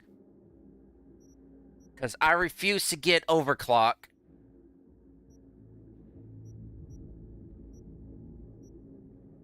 You see, but I still haven't gotten a really done Phantom Liberty. But as you can see, this character has, and I'm not doing ticking time bomb. That's just annoying because I can't control when it goes off. Get.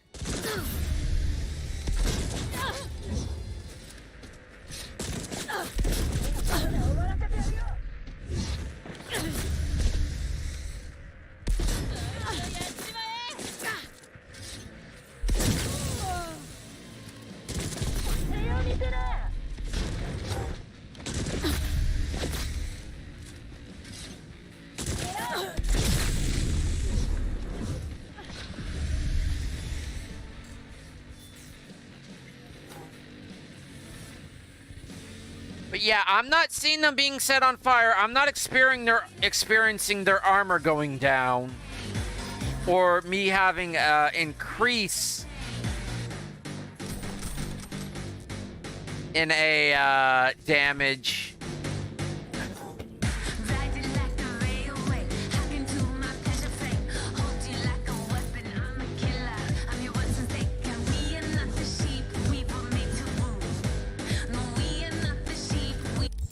So let's go find another.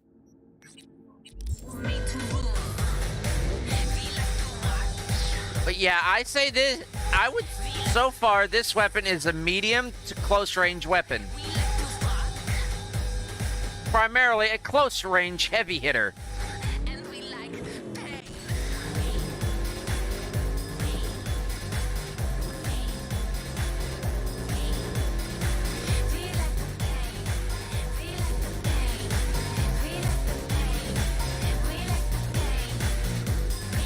Car.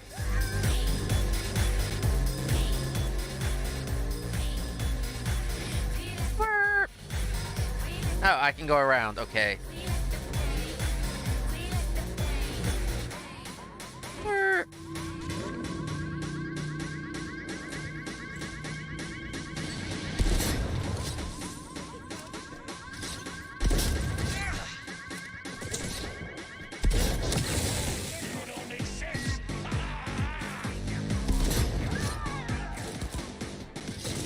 Ah, dang it.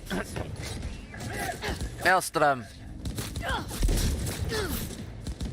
Yeah, I'm in close range.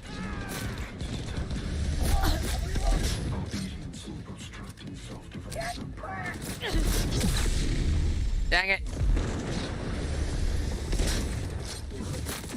This is close range for a firefight. Just a little more. Leave her to me. Bet that hurt, didn't it? Take, asshole, take! Come around the side! Normally, I'm not huffing this much with my other weapons. I'm not seeing them being set on fire.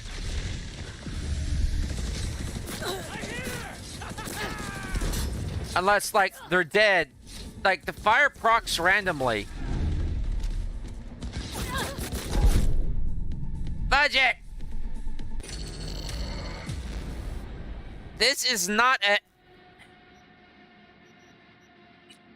See, I'm conflicted about this cannon. I like it, but I don't like it. As you're seeing the way I'm playing, I aim down sights. I just do. That's the way you use a gun. You don't hip fire. That's just impractical.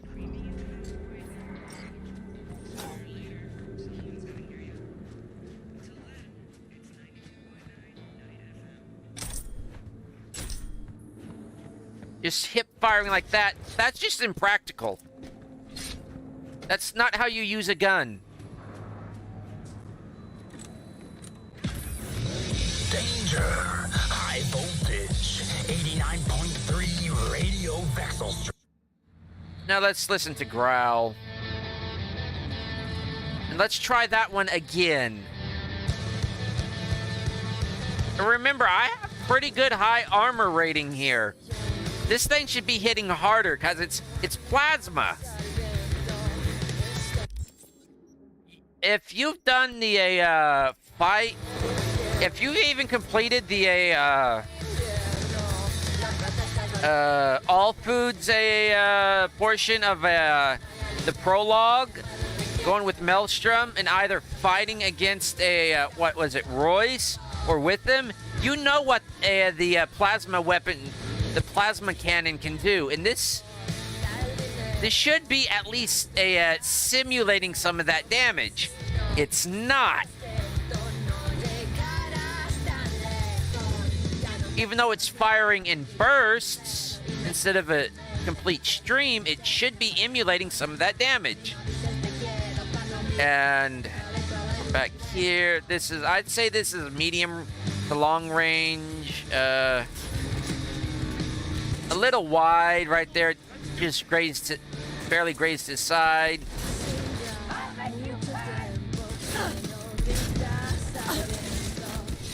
Okay, he's on fire. Ah, shit.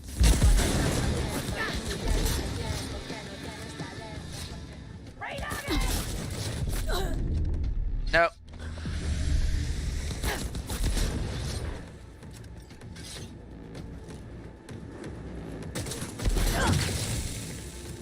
That electricity is part of my implant.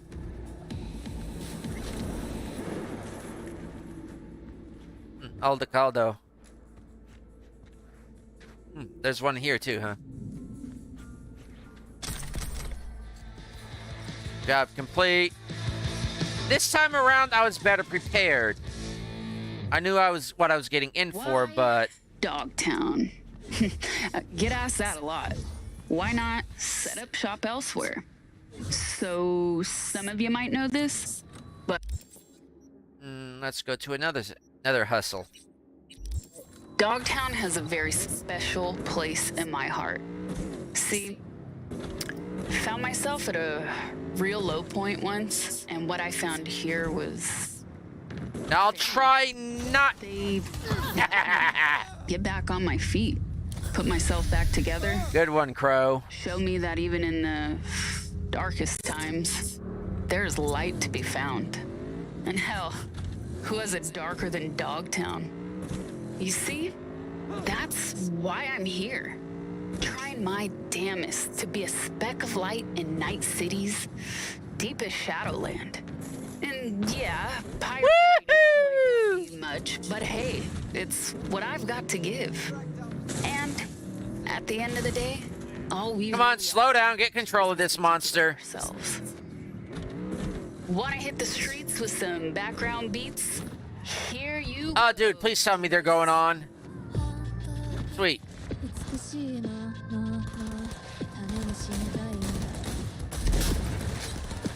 right there? I don't see their armor going down. I don't see a,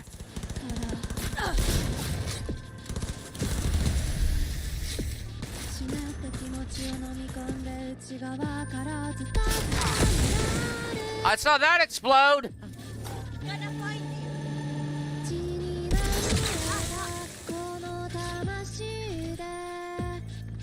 Enemies have been alerted. It usually seems the fire and armor depletion procs when they're dead.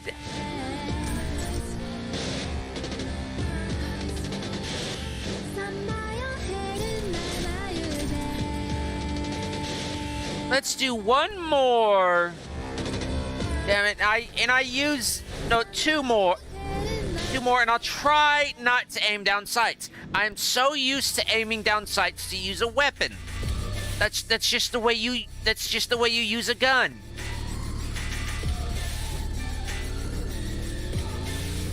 And half the time I feel like I'm missing or the projectile's not going fast enough.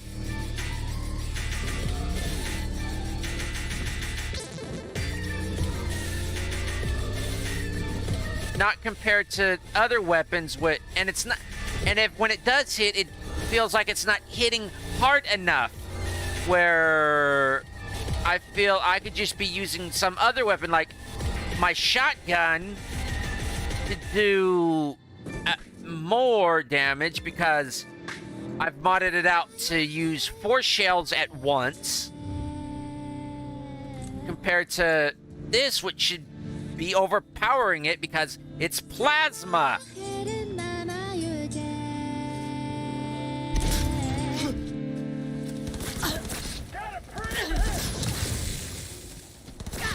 See right there? I don't see the health bar there? He's not on fire for some reason.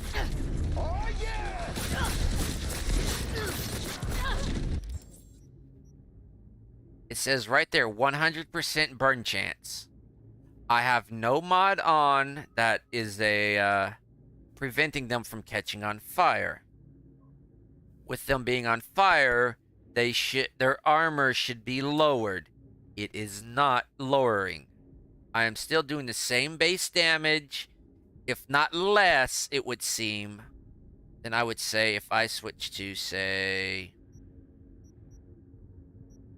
You wanna know what? Let's see if I can...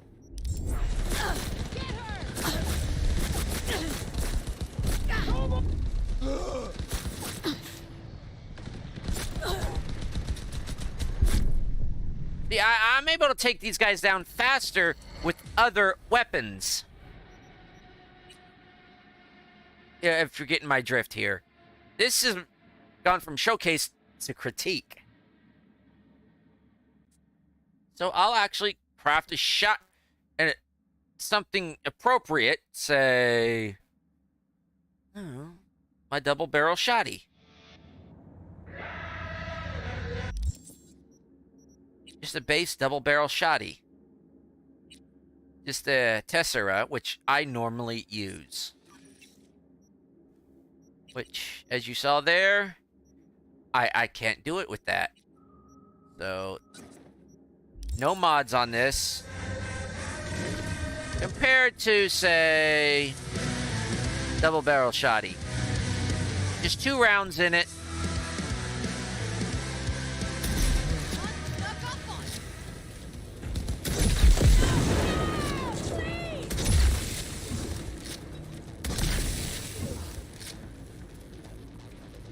Done. Just like that.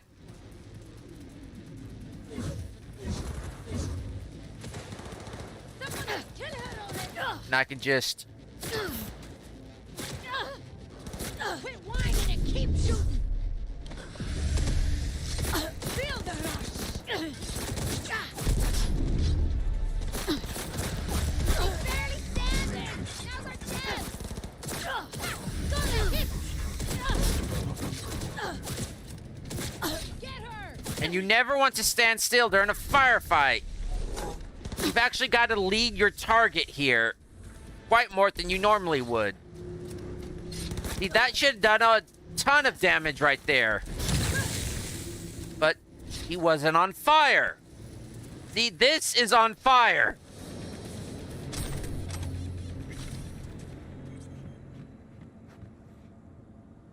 But it does do kind of the carnage thing with the dismemberment.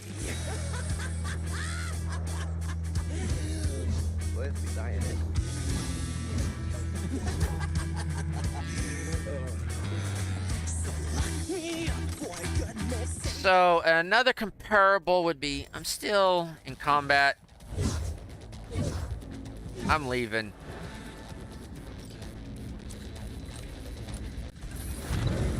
Put that thing away. So another comparable I think would be the actual Carnage rifle, the Carnage shotgun, because it's got such a slow, I guess, a reload time. Because I kind of showed you how easy it was just to clear those out with my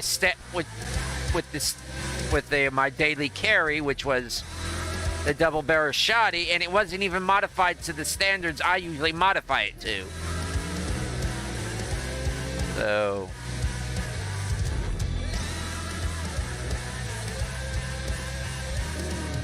this one. So I'm gonna save this. Bring this out. Go into crafting. And I hope I can do a Carnage. Do I have, like, a yellow Carnage?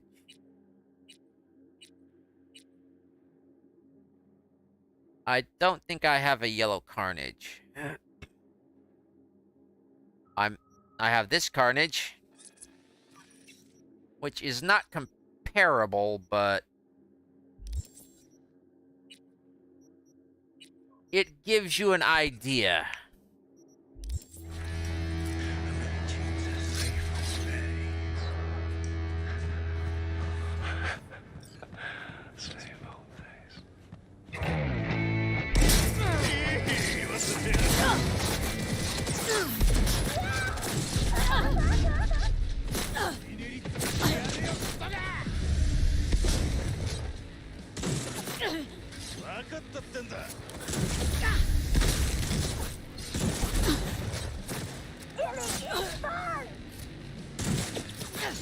Stop it!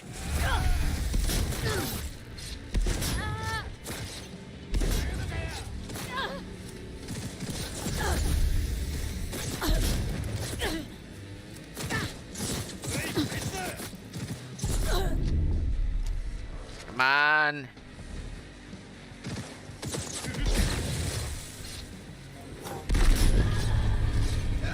Oh no, I've gone berserk!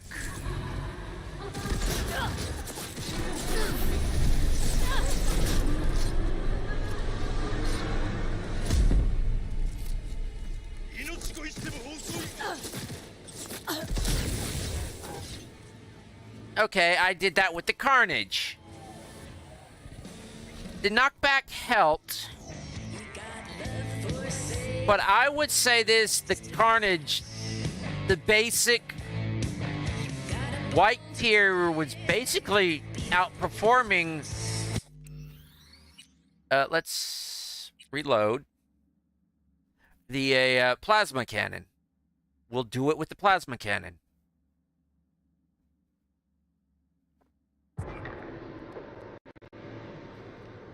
Because the Carnage is the heaviest hitting shotgun of all those.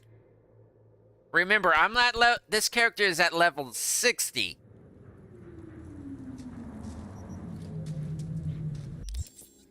And we'll probably craft another Carnage. Just to...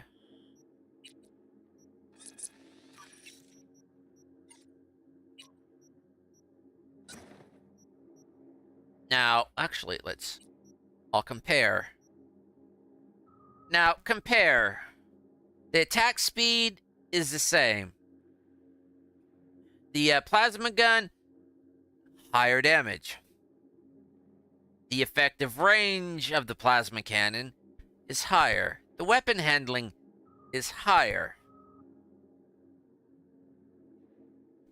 But its projectile is 1 compared to the Carnage's 10. Now, in my belief, each projectile has the damage of the 119 on the Carnage. That's per one projectile. So, it's, in my opinion, it's equivalent to the plasma cannon here. The plasma gun. In damage.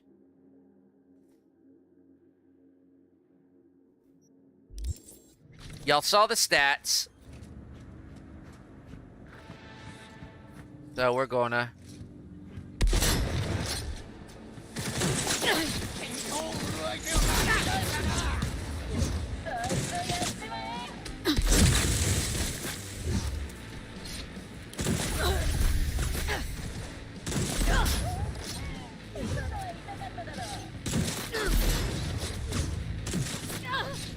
He's not on fire.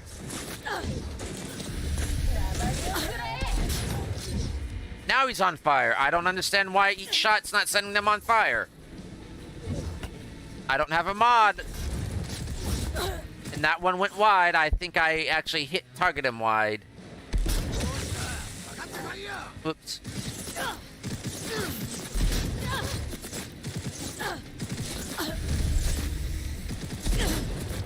That one went a little left. He's not on fire. Okay, that one went... I didn't aim properly on that one. Dang these bees. Splash damage should have affected him. In my opinion, because when plasma explodes...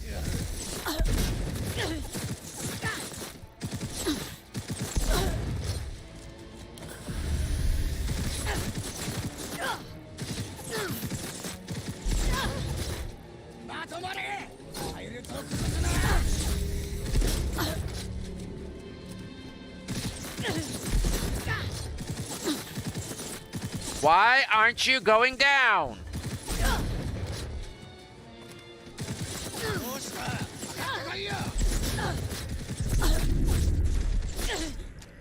Come on, I need a heal! Finally!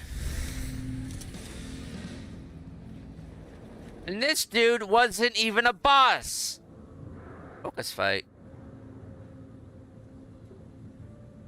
But yeah, believe it or not, oh man, I was going to say I wasn't doing hip fire. See what I mean? I play with aim down sights. It's just natural for me to aim down sights when I'm firing. That's immediately what I go to, and it suffers from a bullet spread. It's not like a say, where's like a pistol, where like, let's say,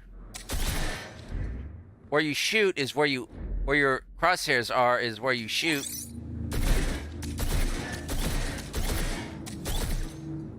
Try to get right there. Yep, right through it. The first one went through, the second one went right above because of the kickback. Let's try aiming. Actually, let's come back further and try going for right there in the connector buckle for the pipe. No. Right.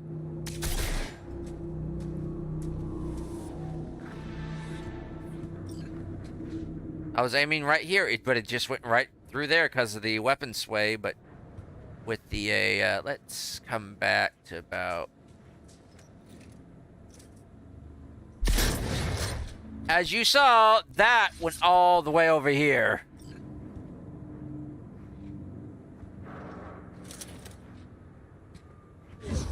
I know it's not a pistol, but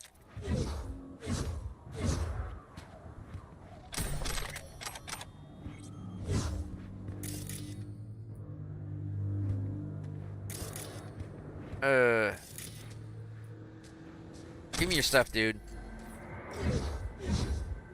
I think I'm getting my point across. I like it, but I don't like it. I like the idea. I like being finally able to appreciate a carnage. Or at least the model of it. A reason to use the model. The reason to have this slowness. But it doesn't... Compared to my other weapons, I could get the job done a lot faster. And the aim down sights? No.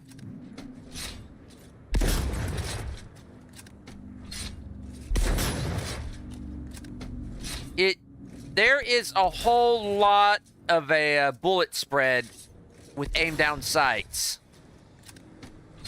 While on hip fire, you're basically hitting what you're aiming at, which is totally backwards for gun logic.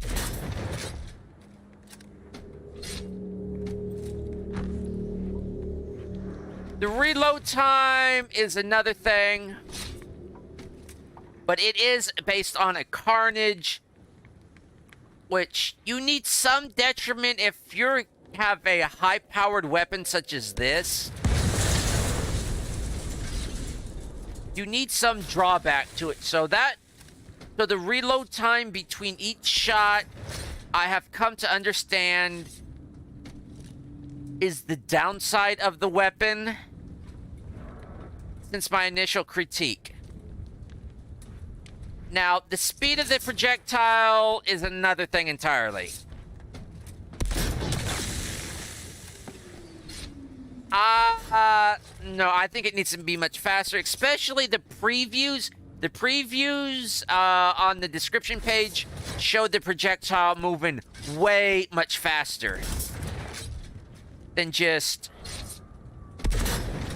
going like that. So, I would almost say that was false advertisement. Because it showed it going almost as fast as... If going just a little bit slower, just going almost as fast as a... say, as a... like a bullet. Well, not necessarily as fast, but a whole lot more faster than that.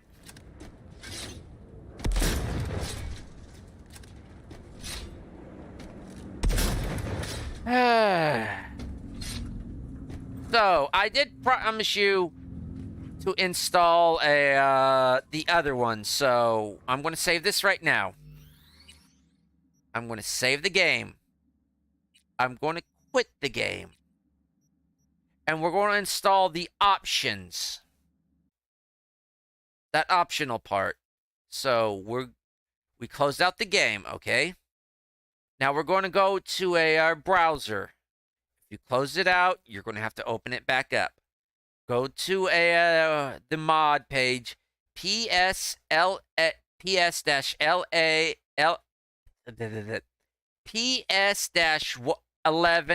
Plasma Gun on the Cyberpunk 2077 section of Nexus Mods.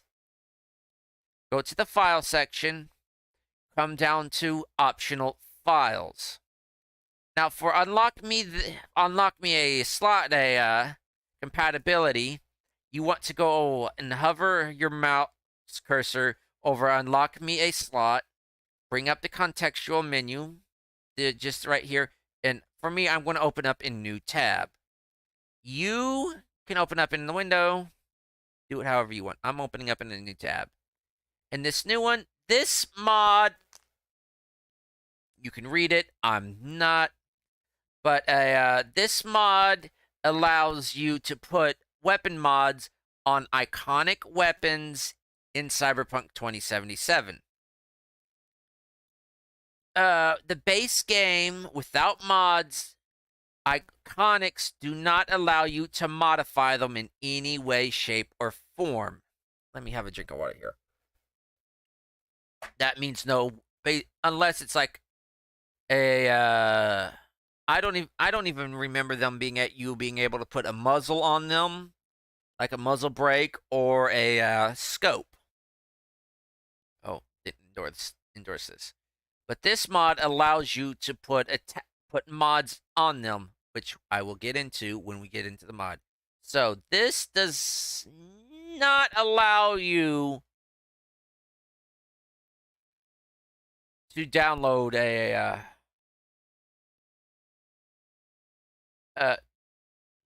what was I thinking? This mod does not require anything, so you can read this. I encourage you to read all this, but just know this mod allows iconics to be modified in-game. So what we want to do is go to the file section, and there is like a few here. What we want to do, you can, depending on what you want to do, you could have 2 slots open for iconics or 1 slot. I am going to go with the 2 slots. And apparently, I spoke incorrectly in that this mod does require other mods to work. It requires red text and tweak XL. Good thing we've already installed them.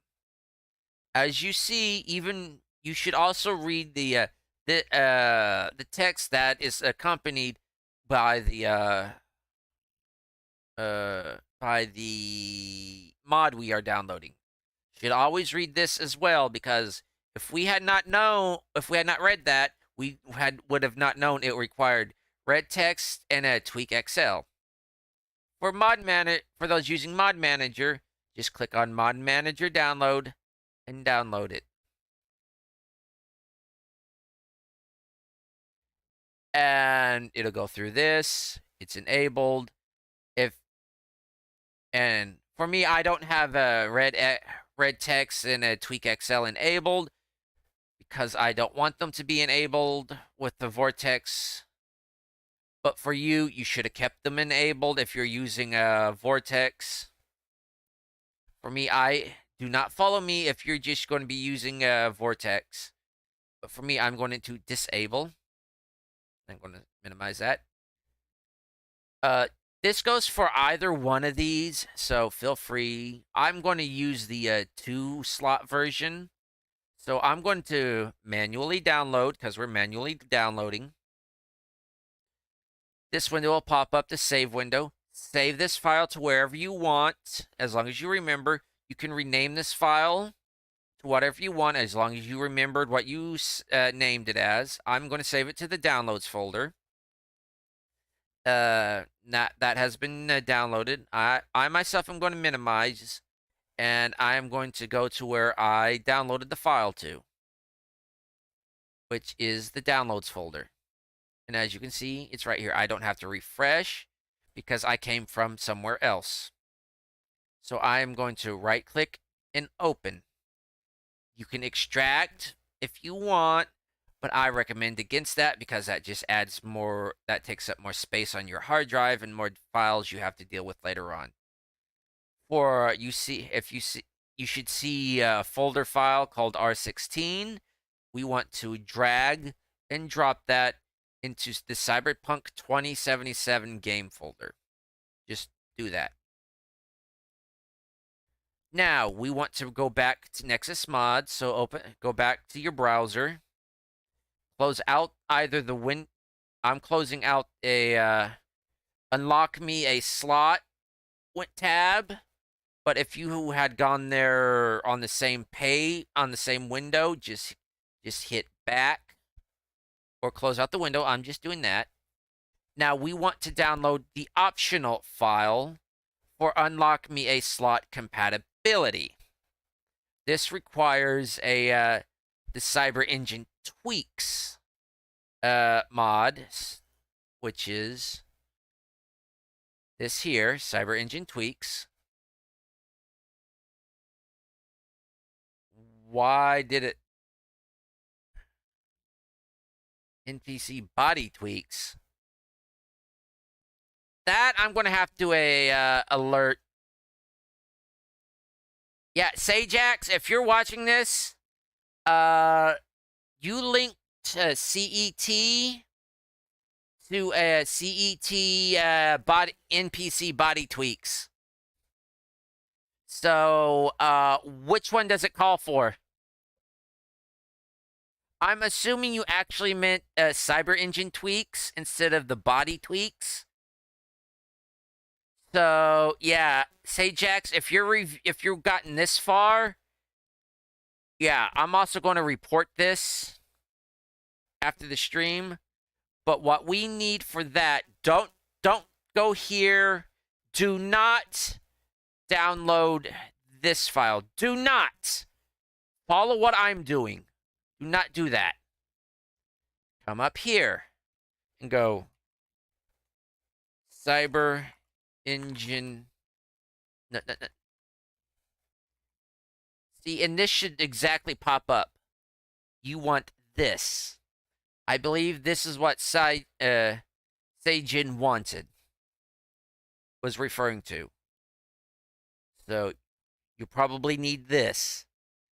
You should already have this installed, but if not, come down here and just follow the other instructions that I have already given. Oh no, I closed it out. So, I'm going to go to Nexus, and I'm going to go to Cyberpunk. And I'm going to go to Plasma.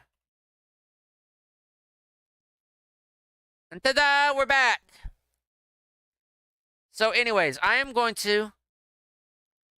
let's see. Did we already download this? No, we did not. So, we are going to... For those of y'all using Mod Manager, click on Mod Manager Download. And it will automatically download. And if you have all the prerequisites, you could go ahead and hit play. I'm just going to disable that. Minimize that. Because we are doing this manually. I'm just including Mod Manager downloads for y'all that are using Mod Managers.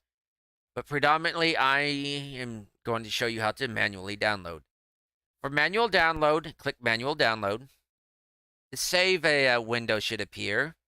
Save it to wherever you'll remember it. For me, that is the downloads folder. You can rename it to whatever you want as long as you remember what you named it as. And I'm going to click Save. My browser's told me it's saved, so I'm going to minimize my browser. I'm going to click back, go to the downloads, folder, and ta-da! It's here. And I'm going to open up the contextual menu, and I'm going to click Open. You should see a folder called Bin. You want to drag and drop that into Cyberpunk 2077's game folder. Just do that, and boop. And you should be good to go. So minimize a window explorer, or close them out, whatever. But I recommend just minimizing them, because you may be modding later on. And we will launch the game again. Yes. Go to whatever game launcher you're playing I was going to say Skyrim from. Whatever you're playing Cyberpunk 2077 from, be it Steam, GOG, Epic, then just hit play.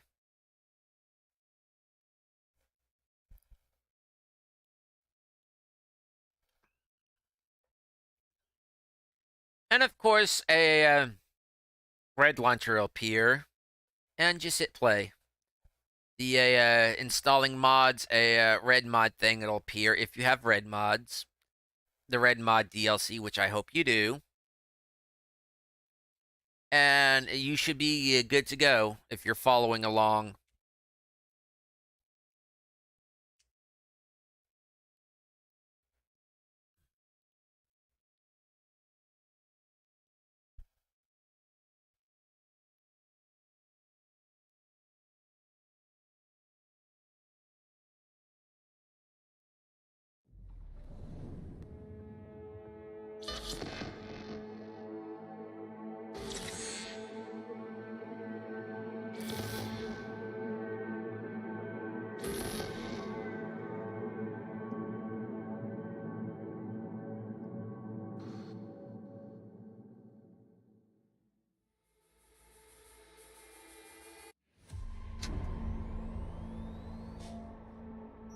Now, you could start a new game, but you probably are already playing, so just go back into the game. Just load you up a game wherever. And remember... Hey, everyone. Welcome to Info Flash. Say, did y'all lose power yesterday, too? Yeah, when the lights went out, there I was. Yeah. Just remember, to get the plasma gun, you need to be at or above level 25. So we want to go into our character menu and go into inventory, and we want to go into here. We want to click on our the PS-11A Plasma Gun, and as you can see, there are 2 slots here that wasn't there before.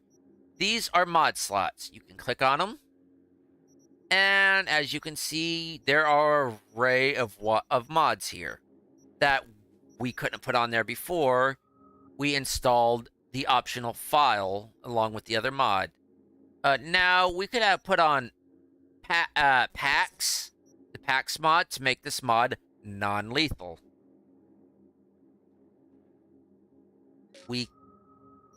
But without another mod, we can't take it off. We could put on one of the Chimera Core's power weapons from a firecracker to make it do explosive damage. Since this is classified as a power shotgun, we could put on a shotgun mod that is, say, a 60% chance to dismemberment plus 25% torso damage for 4 seconds on dismemberment. We can make it do more thermal damage now. We could actually have more... it doesn't ricochet, but... we could convert it to more thermal. Where is that? Here. 20% more damage against enemies. I mean, against skull enemies, which is like boss enemies. Here, I don't think this would work. This one, better half. Plus 20% crit damage, crit chance with the second half of the magazine. Since this only holds 1 round, I don't think that would really work. So you have some more options to customize this iconic and make it your own. So let's put on the firecracker and which pumps this up to, no, it only does 100% burn damage, which this would do more burn damage. So what's a good one? I would say this one, because the plasma cannon has a good chance of hitting them in the leg. And now we got a modded plasma gun that is more mine than or basically more mine than it was before. Turn that thing off. Let us go over here.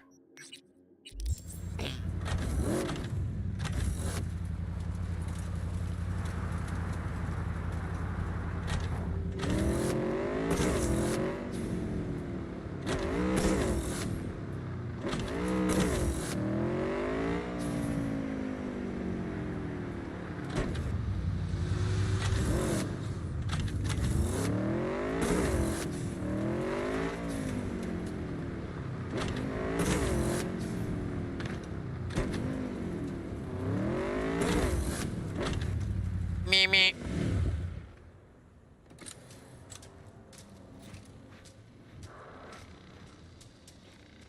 I hear a drone.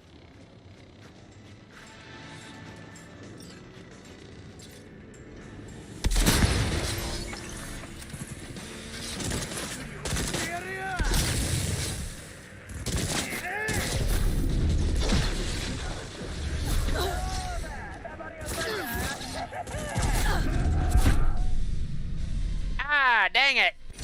I was caught with my pants down and was unprepared. Load last checkpoint, please. But yeah, I have explosive damage on this now. Ooh, itch. So, let's go and do the leg one, but you have peed me off.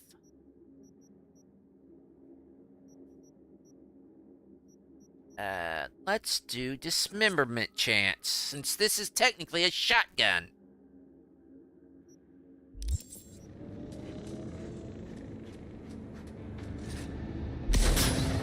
Dishonorable bitch!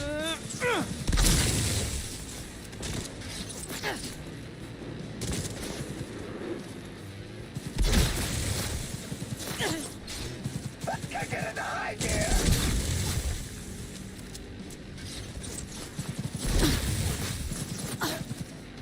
Really like the knockback from the explosive mod.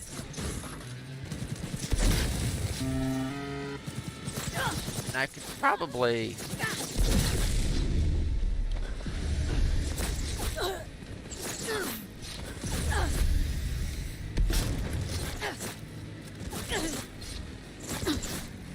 knock it off!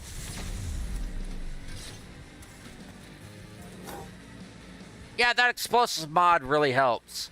I could just go... just hit it right there, and someone else hit it. It kind of does like you would expect plasma to do, and heats up the rest of the area.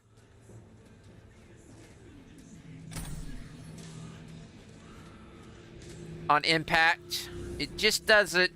plasma just doesn't hit. It hits and expands. And it heats up the general area until it just dissipates.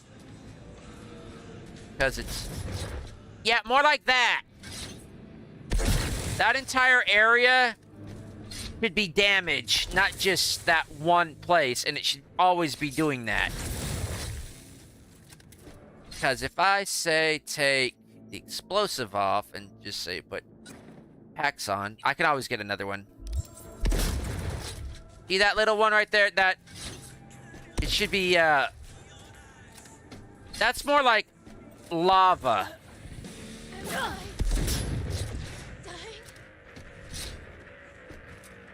I haven't hit you yet.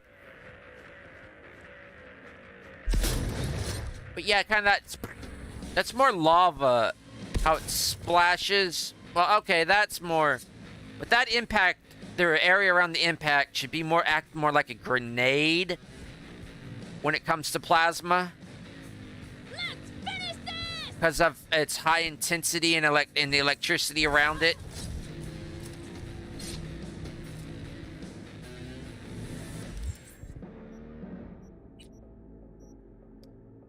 I had Paxson as well as dismemberment. Was she dismembered?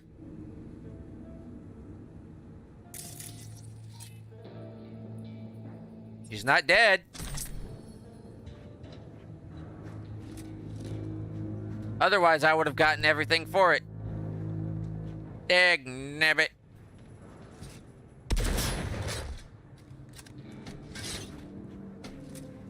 Still not happy? See, now they're on fire. They should always be on fire when you hit them, because this is freaking plasma! Plasma! Okay, man. Gotta catch 'em all! Plasma! Pokemon Black and White was really the adult era. Also with the X, Y, and Z with the anime, damn, Ash grew up. Sadly, everything went. They didn't continue that. This isn't your game stream.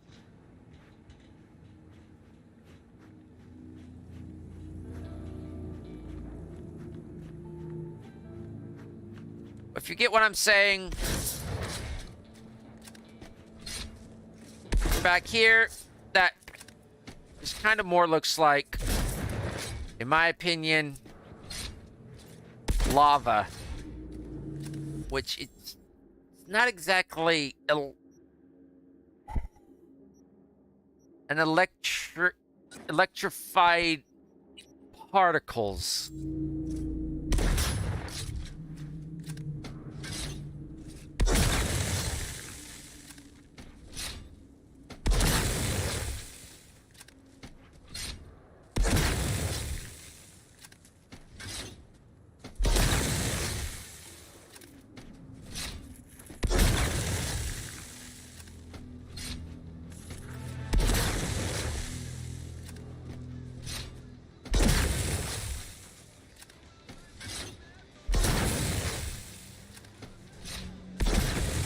But with the explosive mod on, you don't get the what it looks like to be the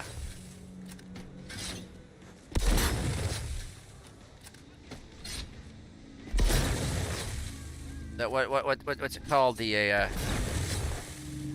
plasma beam. You just get the boom at the end. So let's take that off and put on that one. I can get another one. You're going, no. See, you just get that and it travels, but if you want a good idea of plasma, lightning. Or if you want another good idea of plasma, Star Wars. Their blaster bolts are actually a form of plasma. And that plasma discharge we have here is not moving at the speed of a blaster bolts from Star Wars, I'm sad to say. It's not even moving at the speed of the plasma beam from the Centaur that you see a Royce use. Or the one from the that gig, that Cyber Psycho gig at that. No, it's not the construction site, at the like the recycle over in Santo Domingo. It looks great, but it's not fast enough. Because that thing just comes at you. Yeah, I'm comparing the bolt, the bolt that comes out of this to what the plasma we see in game. I can accept the long recharge. As a matter of fact, you could even slow it down. But as well, the damage is lacking. Cause let's see, that does 421.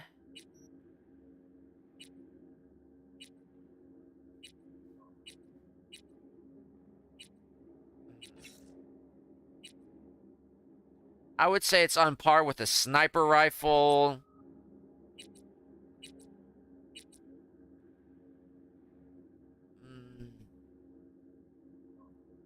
I say it's on par with maybe the Zhao here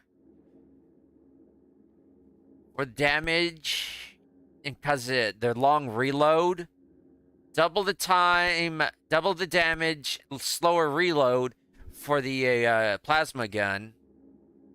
And but this has got a better effective range and basically a quicker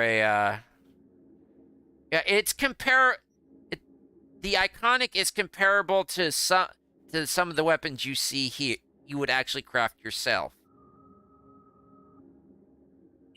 What actually makes it iconic, in my opinion, would be its armor degradation and setting things on fire. The armor degradation, from what I have experienced, does not work. I have not noticed the shots when they land on enemies that have already been hit. I don't see that see the damage increasing. I see just a flat,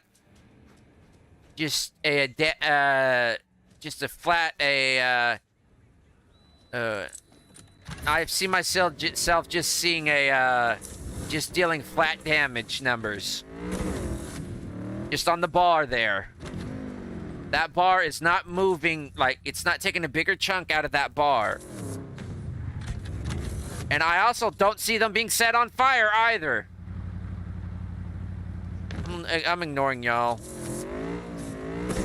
Which, they should always be being set on fire because it's plasma. But they're not being set on fire. And as it said, it sets them on fire, but it does not set them on fire. So, I guess that's the showcase of the plasma shotgun. Ooh. Yeah, I'm conflicted on this. Final opinion. I like it, but I don't like it. There is room for improvements on it. I want to use it. I want to use it. I really want to use it. This gives me a reason to actually use this model of weapon. I do not like... Did I pick one up? Yeah, I do not like the regular Carnage. Because you load one shell, and then you, like, load 4 more. Or if you're using a mod, you load one shell, then you load 8 others. The reload time is just too long for a regular Carnage. When using this Carnage, I understand the reload time. One shot, one shell. It's pretty simple. I railed against that in my original critique, which I left in the post section of the mod, in the post section of the mod on Nexus. But now I've come to understand it more. I've played around with it basically in the real world situation. I understand that's the drawback. The slow reload time is the drawback for the higher damage. When it comes to actually firing this thing, Aim down ADS using sights. It's hit and miss.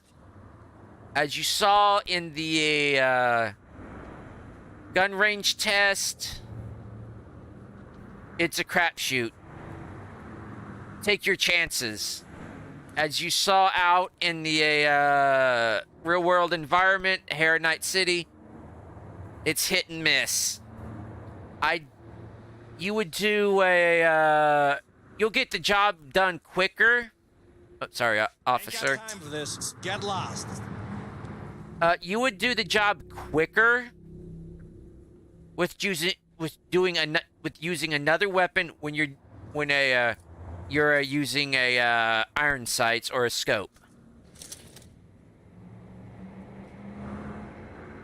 When hip firing, this thing's rather accurate from close to medium range, like from here to back there on that other barricade. That's what I would consider close to medium range. What other things can I think of? The plasma bolt itself. I'll just come over here. The plasma bolt itself is, in my opinion, too slow for really conventional fighting unless you're just basically right up on somebody. Unless you're right up on somebody here.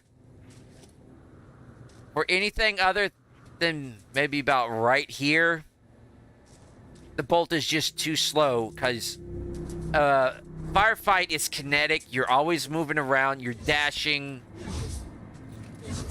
Especially for us with aim down sights where and just do a pop fire, come here, fire off.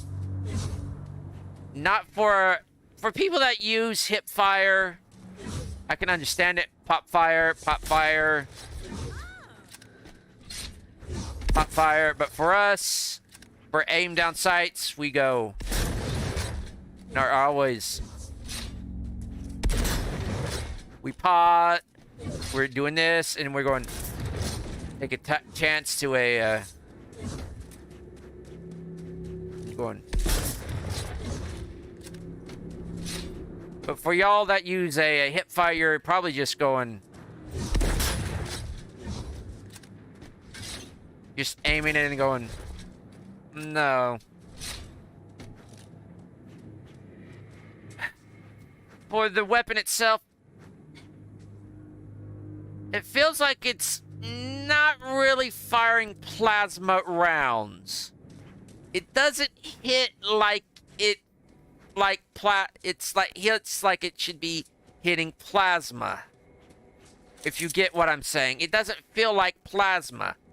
It doesn't feel like the plasma weapons we faced off against with the Centaur exoskeletons, such as Royce, such as the other ones we've encountered with the Cyber Psychos. I know it's a condensed, miniaturized version for it. It's a prototype. And that it is not those plasma cannons that's attached to the Centaur units. But I feel it should be more powerful. But right now, it's comparable to an Ashura smart sniper rifle. Or, say, a Xiao smart gun. Or say, what about, or Comrade's hammer? Well, yeah, Comrade's hammer is actually an iconic, but it's an iconic you can craft. Or what's another good one? Or say the Pelika, or the Pelisa, or however you pronounce it, the DB4. But this one fires faster. Y'all know this if you used it. This is one of my favorite smart weapons. It's yeah, it's comparable to the Policia. The Policia, the Pelica. Because it's basically got same damage, same range. I think equivalent. Let's go ahead and craft one. And this is, remember, gold tier. So, where's the, here. So, the Pelica, its attack speed is higher. Its damage is higher. Its reload speed is higher. Its effective range is higher. And its weapon handling is higher. So, and this weapon is notorious for being a little... yeah. At least in my opinion. So, yeah. But yeah, the plasma gun is comparable to the Pelica, the DB4 Pelica.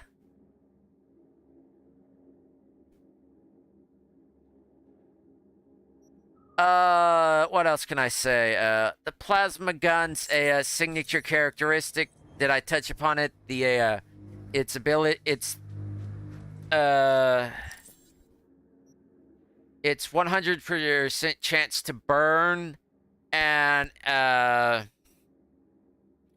setting things on fire, and basically decreasing the armor rating of enemies that its projectile hits. It does not work, in my opinion, from what I've shown in the real world testing. I was still hitting at the same. I was still doing the same damage to the enemies that I was hitting. Even if it was a second shot, that second shot should have done more damage than the first shot. And that is with a character that has a Rip and Tear, Onslaught, Close Quarters Carnage, Skullcracker, Blood and Rush, Dread, Die, Light as a Feather, Stop, Don't Stop Me Now, Bullet Ballet, Bloodlust. I have all the body perks, along with 20 in body. At least this character does, because this is the one I test things out with. And I wasn't seeing a damage difference. As a matter of fact, I was able to defeat enemies a lot faster with my shotguns. With the Carnage here, which is a tier 1 compared to the tier 5 iconic plasma here, which we shall compare again. And the Carnage is a worse weapon by stat-wise.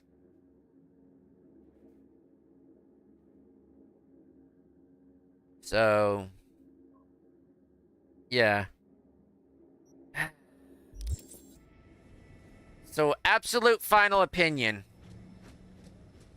I like it, but I don't like it. I want to see it improved. There's things about it that I want to use this weapon. But with the way it is, I just can't use it. I will be keeping it as part of my game, just in case I want to, just in case I'm going up against a big bad.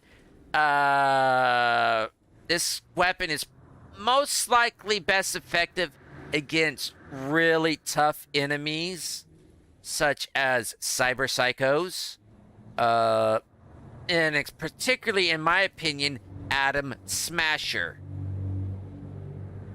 Especially if you're just running around trying to avoid Atom Smasher's attacks and just taking pot shots at him to wear him down.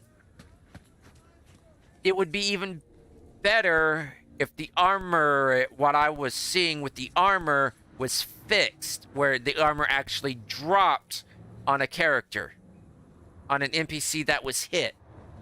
That would make it even better during boss fights. So that way you could still be running around, dodging their attacks, and still taking pot shots at them. And every pot shot that hit lowered their armor, and you were doing that much more damage to them. And that way, it's just like a vicious cycle until you downed the boss. And if they had a next stage, they would move on to the next stage. But in my testing, like through here, well, my limited testing, but as you saw, this is just a demonstration. I encourage you to do your own. I did not see any improvements in the damage. Well, at least I didn't feel it. The enemies were not going down faster the more I shot them in this game. So, yeah. Yeah, that's my final thoughts. I want to use this. I really want to use this, but I most likely will be sticking to... Not that one. My smart shotty. And a did I craft the other one? My regular shoddy for such encounters until I can get a until the plasma gun mod is fixed, or I come up against a boss that I really need to take down, and then I'll just mod the plasma gun to do a whole heck of a lot more damage with the weapons mods that are introduced in the game. But yeah, I like it, but I don't like it, and honestly, I'm going to keep it as part of my load order. Because having more weapons isn't a bad thing. Oh, I like those trucks. Like, ooh, there goes a squirrel. My critique is maybe harsh, yes, but my original critique was rather harsh to begin with. When I did that, I really didn't like it, but the weapon has grown on me the more I have used it. So, yeah. As I put on the blues on the classics, you know what that means. That's the end of the stream, end of this mod showcase, folks. Thank you for stopping by. I really appreciate it. Shout out to Cyjax for making the mod and everything. I believe it's Cyjax. Just another couple of years and boom, retirement. Let me make double sure it was Cyjax. Come on. Yeah, it was Cyjax. Thanks to Cyjax for making the mod. Pretty good mod, but I already made my opinions. Do what you normally do at the end of these things. Like, subscribe, like if you like this, more comment. Like if you like more comments. Yeah, like if you like this video if you like more comments. Like the video if you like the content in it. Dislike it if you found anything you did not like in it. And leave a comment telling me why. Even if it is, I don't like this video. Share the video around if you want. I don't care. What else? Leave a comment with whatever. As long as you're being civil and within the terms of service, I'll probably read it. Responding to it's another thing. And what else can I say? Yeah, y'all have a happy holiday. Merry Christmas, Kwanzaa, Hanukkah. Any other holidays around this time? Religious holidays? Secular? I don't know, but hey. Y'all take care this holiday season. Until next time, why enter the arena if you don't have to? And I'll catch y'all on the bounce.